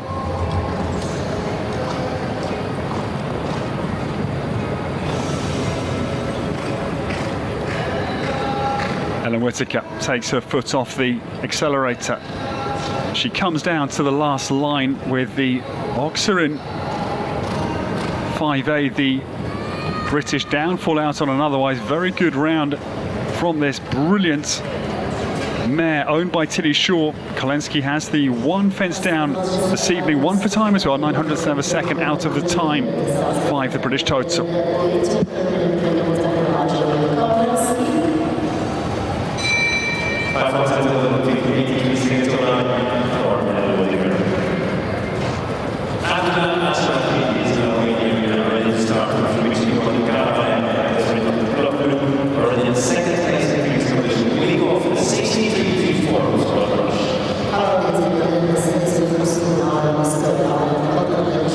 The next to come, this man won the individual silver at the World Games in Lexington 2010. He was a very good second in the first 5-star class today already.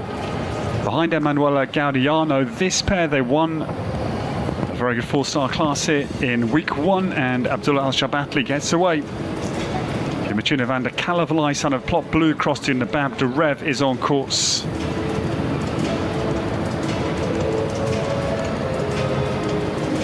This turn, he attempts back to the Doha bank vertical. He can jump it.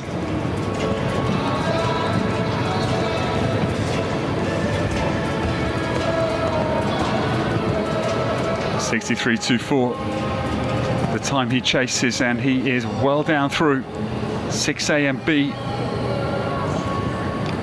Mosaic vertical on the right-hand side to get a optimal line down to 8, the plank, but the front bar, the front plank does topple. Fence number 4.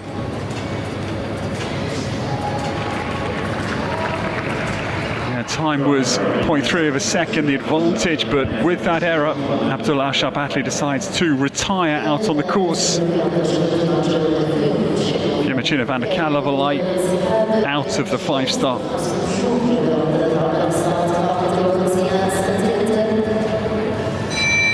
Seven clear so far, so clear means the top 8. We have 6 more riders to go, and we welcome Qatar's best in the arena. With F1 USA, leading in the trial, 63.24 of Scott Rush for Qatar, Bassem Mohamed.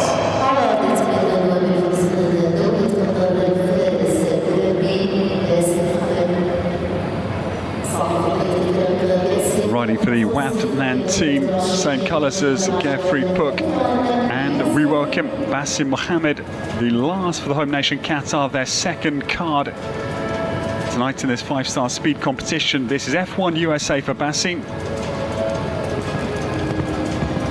This horse, as I referred to earlier, was the Lorenzo De Luca rider, the Echo FEI Worlds in Henning in 2022. The 13th place individually, behind Henry von Eckermann and King Edward, the world champions, both individually and team.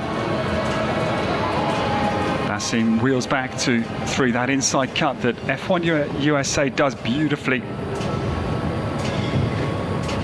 Then, yeah, pinpoint accurate down through 5A and B. Qatari challenge is intact. I don't think quicker than Scott Brash as we stand. This horse can cover some serious terrain. No, he is, I apologise, quicker. 1.28 seconds the advantage here. Bassem Mohamed started with this horse in July last year. Now Qatar for the home win potentially. 63.24 Bassem Mohamed comes down to the last fence, and I think he's going to be quicker now for sure. Yes, he is. 0.46 per second, the advantage. Wow, what a round. It was a little bit under my radar, clearly, but such is the brilliance of this combination. They attempted the tight turn back to the Doha bank vertical. It paid off and just went onwards. 62.78. My sincere apologies to Qatar and Bassem Mohamed. What a brilliant round that is, and the home nation eyes up a 5-star win here. The second 5-star class of week 3 here. That's what it means to Bassem Mohamed. F1 USA, Scott Brash's reaction was absolutely spot on. He goes second. Bassem Mohamed leads away 62.78 with just now 5 more to start.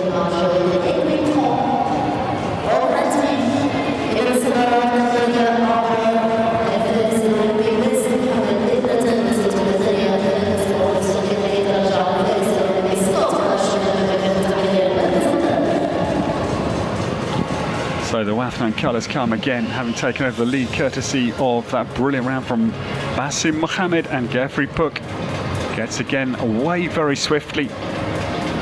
Yeah, the inside turn, he's going to attempt it. Equestrian Ornat the fifth for the winner of the 4-star Grand Prix in week 1. And his form unrelenting. Geoffrey Puck now turns down to 6A and B for Austria. Lovely turn carved at the last minute. Tight. Now 37 seconds here to get ahead of. 2.5 seconds down on the Qatari time. Extraordinary just how quick Basim Mohammed was, because Geoffrey Puck has left not a lot out there. Equestrian Ornat the fifth though snakes back. 2 fences to go, 62.78 surely is very safe in the clubhouse for Basim Mohammed and F1 USA. Geoffrey Puck though takes the last fence. He's had a great few weeks with us. It's been extraordinary watching the consistency and winning form of the Austrian, from locally to Salzburg with his son Tobias Pfingstel. Their new base is at Lamprechtshausen. The last fence is the one down, 66.08. Was going third, but Geoffrey Puck drops down all the way. Where does he go? He's going to go into 10th place as we stand just ahead of Philip Weishaupt.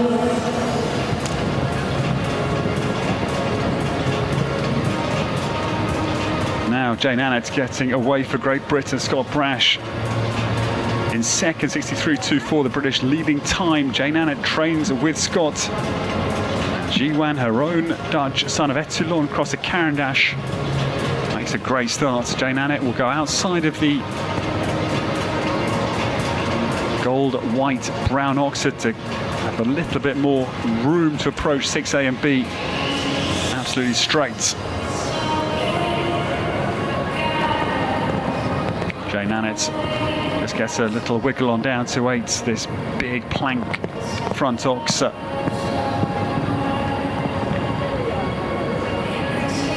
Yes, very solid again from the British rider. Jane, I think, was 10th in the 4-star Grand Prix, just checking that fact last Saturday. Yes, 10th with Impala. Jiwan down to the final fence.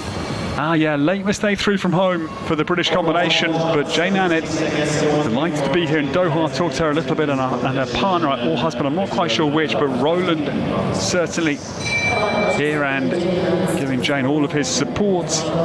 Crucial team behind every rider, whether it's partner, husband, groom, owners, physiotherapists, farriers, it just goes on and on. Just one down late for Jane Annett and Jiwan for Great Britain.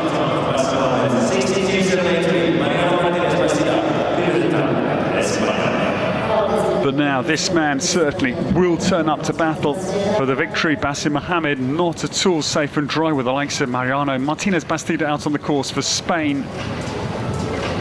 He won the Grand Prix in London with his brilliant Jup last December.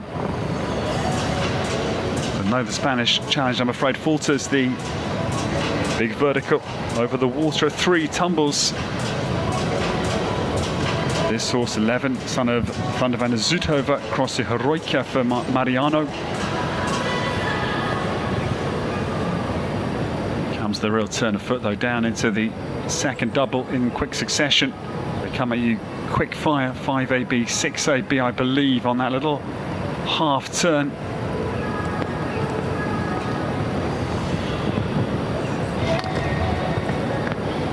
Had a lot of good form. Bolano was second in the 4-star speed class.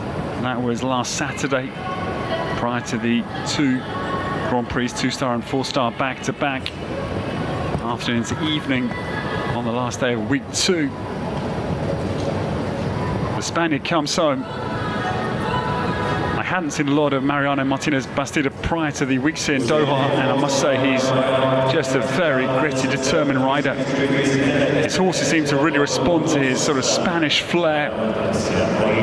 He comes home with the 1 fence down, 73.33 was the time for the late start for Spain.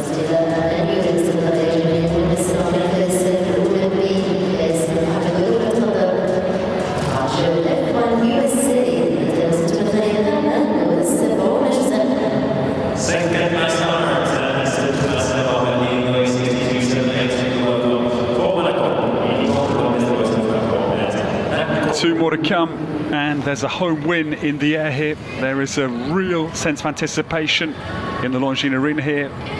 Big 5-star class on our hands here with 2 to start. But not safe because this man has been in red-hot form. He's yet to win. But his podium rate has again been very impressive. Inigo Lopez de la Osa Franco is on the course for Monaco. This is Naco Blue DNL. Belgian son of Chaco Blue, cross a rock and roll semi for Inigo. Takes the wide line back to the Doha Bank vertical. This forward, onward bound Bay, who again just ekes up the distance down between Doha Bank. It's vertical down to 5A and B, and yeah, quickly through there, but be 5-6 seconds, I think, adrift of leading time, and problems, I'm afraid, come ahead of the clock as they plough through fence number 7.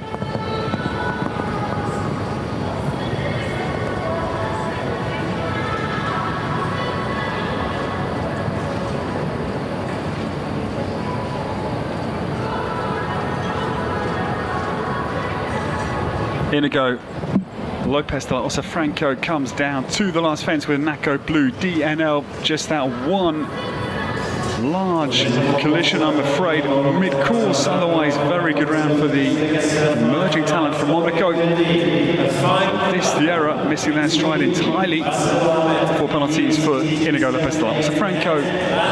Number 27 and penultimate to start.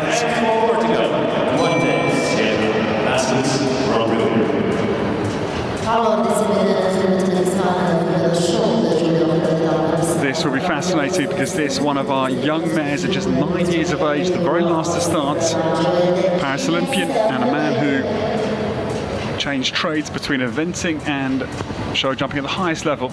Duarte Abra, who won the 4-star Grand Prix with Dorados the second last Saturday, set sail. This his own genial star Kervek. This pair second in the 2-star Grand Prix prior to Duarte's headline win that night with his Olympic ride from Paris. Genial star Kervek rolls down to 5A and B.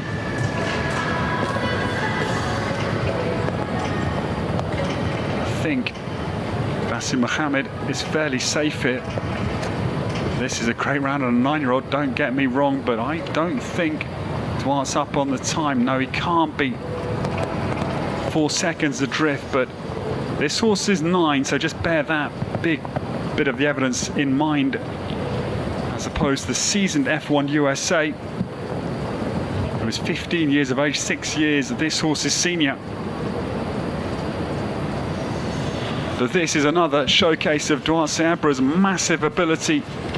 Whether eventing or show jumping, that's a super round. Oh, the same fence goes at the end. It's happened a few times. Ah, what a shame. 67.83 was going to go. Actually, just ahead of himself into 3rd place. And Duarte Abra secures 3rd in any case with Cooper LB this evening. That last fence will drop this very good Genial Star Kervek down into 12th position for Duarte Abra.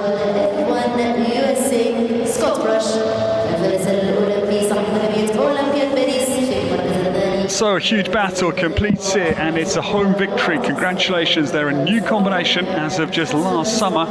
Basim Mohammed wins with F1 USA. It's a Qatari 5-star win. That makes us all very happy. 62.78 is the winning time. Scott Brash, he shook his head, thinking it was not enough. It was nearly, but Hello Valentino denied. 63.24 in second. Duarte Abra has a pair of very good rounds for the winner of the 4-star Grand Prix here last Saturday. The Paris Olympian, Cooper LB, is on the podium again, another podium for Duarte, 17.95. Jennifer Hofstadter's form is really improving. Very good finish earlier in the first 5-star, and again, Golden Lady will be 4th for Liechtenstein, 72.71. The top 5 place for Married Horse Scholar Cox for Norway and Nelson Vanta Rusacker, 74.57.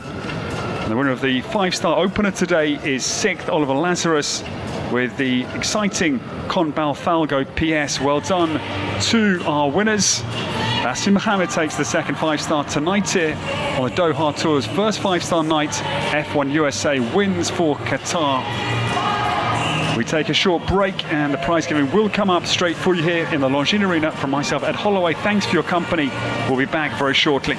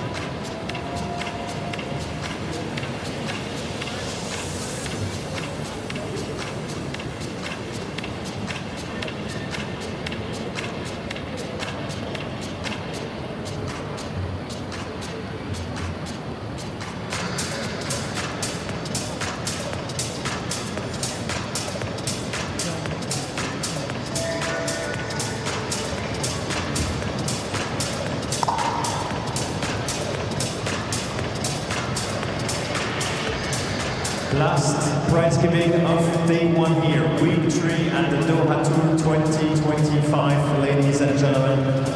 And tonight, in the main competition of the 5-star, we will be celebrating the victory of Qatar tonight with Bassem Mohammed. Okay, stop. I said victory of Qatar. No. When Bassem will be going on the podium, I want a complete ovation. Let's show to the world that we have the best atmosphere tonight at the Longines Arena in Doha tonight. I count on you. إذا حضورنا الكريم، كل من يحضر معنا في هذه الأمسية هي لحظات قليلة فقط ونستقبل أصحاب المراكز الثلاثة الأولى في هذا الشوط.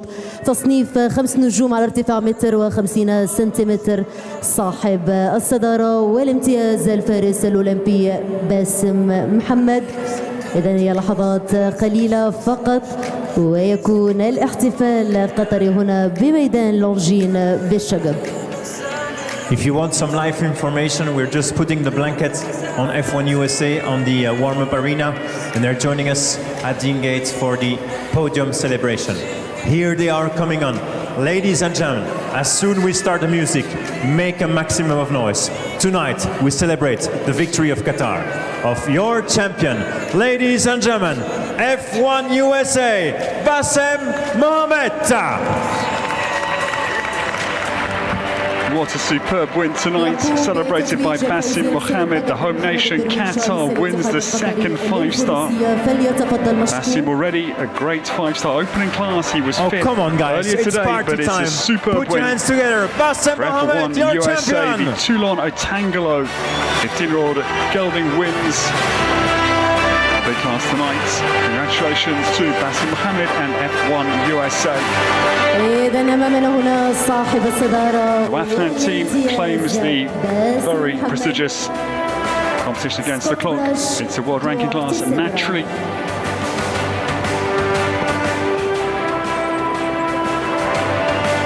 and to defeat the Olympic team champion certainly is another little, well, the win itself is huge, but beat Scott Brash. Scott was not convinced he'd quite done enough, but Halle Valentino comes very, very close. Within half a second, the top two. And Tuan Seabra's really good run of form continues here in Doha, because he won the first and second 4-star Grand Prix of the 2 weeks, but his first major win with Durados, his first 4-star Grand Prix win was here last Saturday. Long time in the lead, 70 LB seconds on the podium 95. for the Paris Olympian from Portugal. Competition for Portugal, Duarte Sebra. صاحب المركز الثالث ومن البرتغال. So the podium, Portugal salutes their great champion Tuan Sebra, and the Netipus Tourism's Cooper LB third. 1795, Scott Brash has a very strong second place, with another superb exhibition from Halle Valentino in second, 63.24, but there the winner. Congratulations, Bassem Mohamed wins for Qatar. F1 USA has been a brilliant horse to watch over the years. More, And a reminder of the pure ability of the powerful bay son of Toulon. It's a home win tonight, and we must say well done to Qatar. This entire show has been, and of course, show-stopping, quite literally. And a big 5-star win for Qatar to really start to believe it can feature on the world stage as a nation. All rise. And we stand for the national anthem of our host country, حضورنا الكريم، Qatar. فلنقف من فضلكم تحية للسلام الوطني للدولة الحائزة على الصدارة والامتياز، دولة قطر.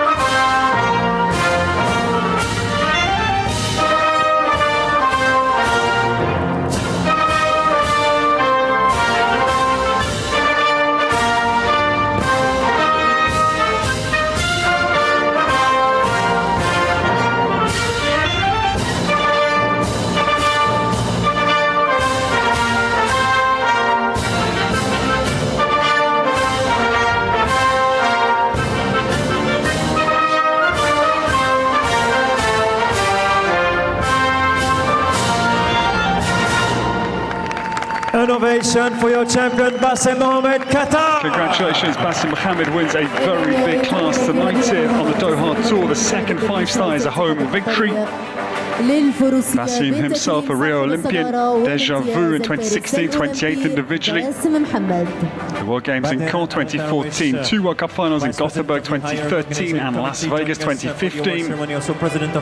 Congratulations, it's a superb win for the home nation tonight in this 5-star competition against the clock. Hello Valentino, Scott Brash. في المركز الثاني الفارس الأولمبي سكوت براش. Let's welcome Bada Al Darwish, who is the Vice President of the Higher Organising Committee and the Qatar Equestrian Federation President. Bada Al Darwish awards the silver medal, the second, I should say third place to Douane Sabra, the second reserve champion tonight is Scott Brash for Great Britain. Well done to the 3 men on the podium, Bassem Mohamed, Scott Brash second and Douane Sabra in third place. درويش رئيس الاتحاد القطري للفروسية الآن يعودون أصحاب المراكز الثلاث الأولى إلى جهادهم استعدادا. And also I'd like to welcome Hamza Al Kawari, again member of the High Organising Committee here on the Doha Tour, accompanying Bada Al Darwish to the awards ceremony. Thank you very much for their presence. The 3 riders are ready. We just need the music. Well, it's been a superb day here, day 1 of week 3 of the Doha Tour, and it's a fitting home win for a world-class combination in the making. F1 USA goes into his senior years, but still we see the horse's potential as we look towards the World Games in Aachen next year. There'll be an exciting combination potentially for Qatar to go into the Suez Arena at the World Championships on the western flank of Germany, the mighty Aachen Arena. We will see, but let's hope it's a starter for the home nation Qatar. Super win for Bassem Mohamed and F1 USA tonight, clear of Scott Brash, second for Great Britain, and Hello Valentino, and third place. His great run after the 4-star Grand Prix win last Saturday continues. Third place, Portugal's Douane Sabra, and his awesome form goes on and on. I think this one will be also one of the highlights of the evening, the interview. Take a little look at the winning round of Bassem Mohamed. That's over this very big state of Qatar rocks. With F1 This to run down to really tight turn there. the substantial vertical. Aeriox, then this Liverpool, this the inside cut turn that Anastasia Bondarieva tried early, nearly paid off but showed the line was on. Down then to the first of the 2 back-to-back doubles, 5A and B, again fleet-footed through there. Took the inside also on the Bassem just taking a little bit of a half halt on approach, just not to short turn. to falter out of that big double combination. The angle over that mosaic vertical was again really strong to set up the 5 good run to this plank-fronted oxa. And then going up to the 3 last fences. F1 USA could leave this third from home. The Visit Qatar vertical standing, many didn't. And then, a really deliberate approach into penultimate to make sure of the run to the final fence. 62. That's the round for the home celebration, and we'll go down very shortly to catch up with Philippe Lejeune, who's alongside the home champion. Congratulations to Bassem Mohamed, who wins the 5-star with F1 USA. Good night from me, Ed Holloway. We'll go down to Bassem Mohamed. My lover's got no money, he's got his strong beliefs. My lover's got no power, he's got his strong beliefs. My lover's got no fame, he's got his strong beliefs. My lover's got no money, he's got his strong beliefs. One more and more. And off we go, standing here with the winner of the competition, Bassem Mohamed, F1 USA. You must be delighted about this victory in front of the home crowds. Yes, for sure. I'm really happy. My did really great and jumped his heart out today. Okay, we needed to wait a bit long for a victory. But yeah, everything comes slowly, and I can't be more delighted than today. So we have some the technical issues with the sounds, as you can see. So we're going to restart it actually. So I'm sorry for this. So you must be delighted. F1 USA was jumping really good. Yes, he did amazing today. He really tried his heart out. So, like he been always doing, actually, it never went for a win, and that's our first win together in the 5-star. So, yeah, I'm looking forward for the future. This gives you the top motivation, of course, to go on for the Grand Prix later on this week. Yeah, that's for sure. After a win today, for sure, it's a really big boost for me for the Grand Prix on Saturday. But I always have the confidence with F1 to go in the ring and jump big fences. So I'm really looking forward for that. And of course, it's also important to give a little message to the supporters, the home crowd. It's always nice to have the home motivation. Thank you so much for everybody. We're having a fantastic show and Doha tour, and with all the organizing and the Qatar Equestrian Federation and Shaqab. Actually, everybody saw, we have amazing organizing, and I'm really proud today to make everybody clap and stand there for our national anthem. Thank you so much, and one more time, congratulations. So much. Thank you guys.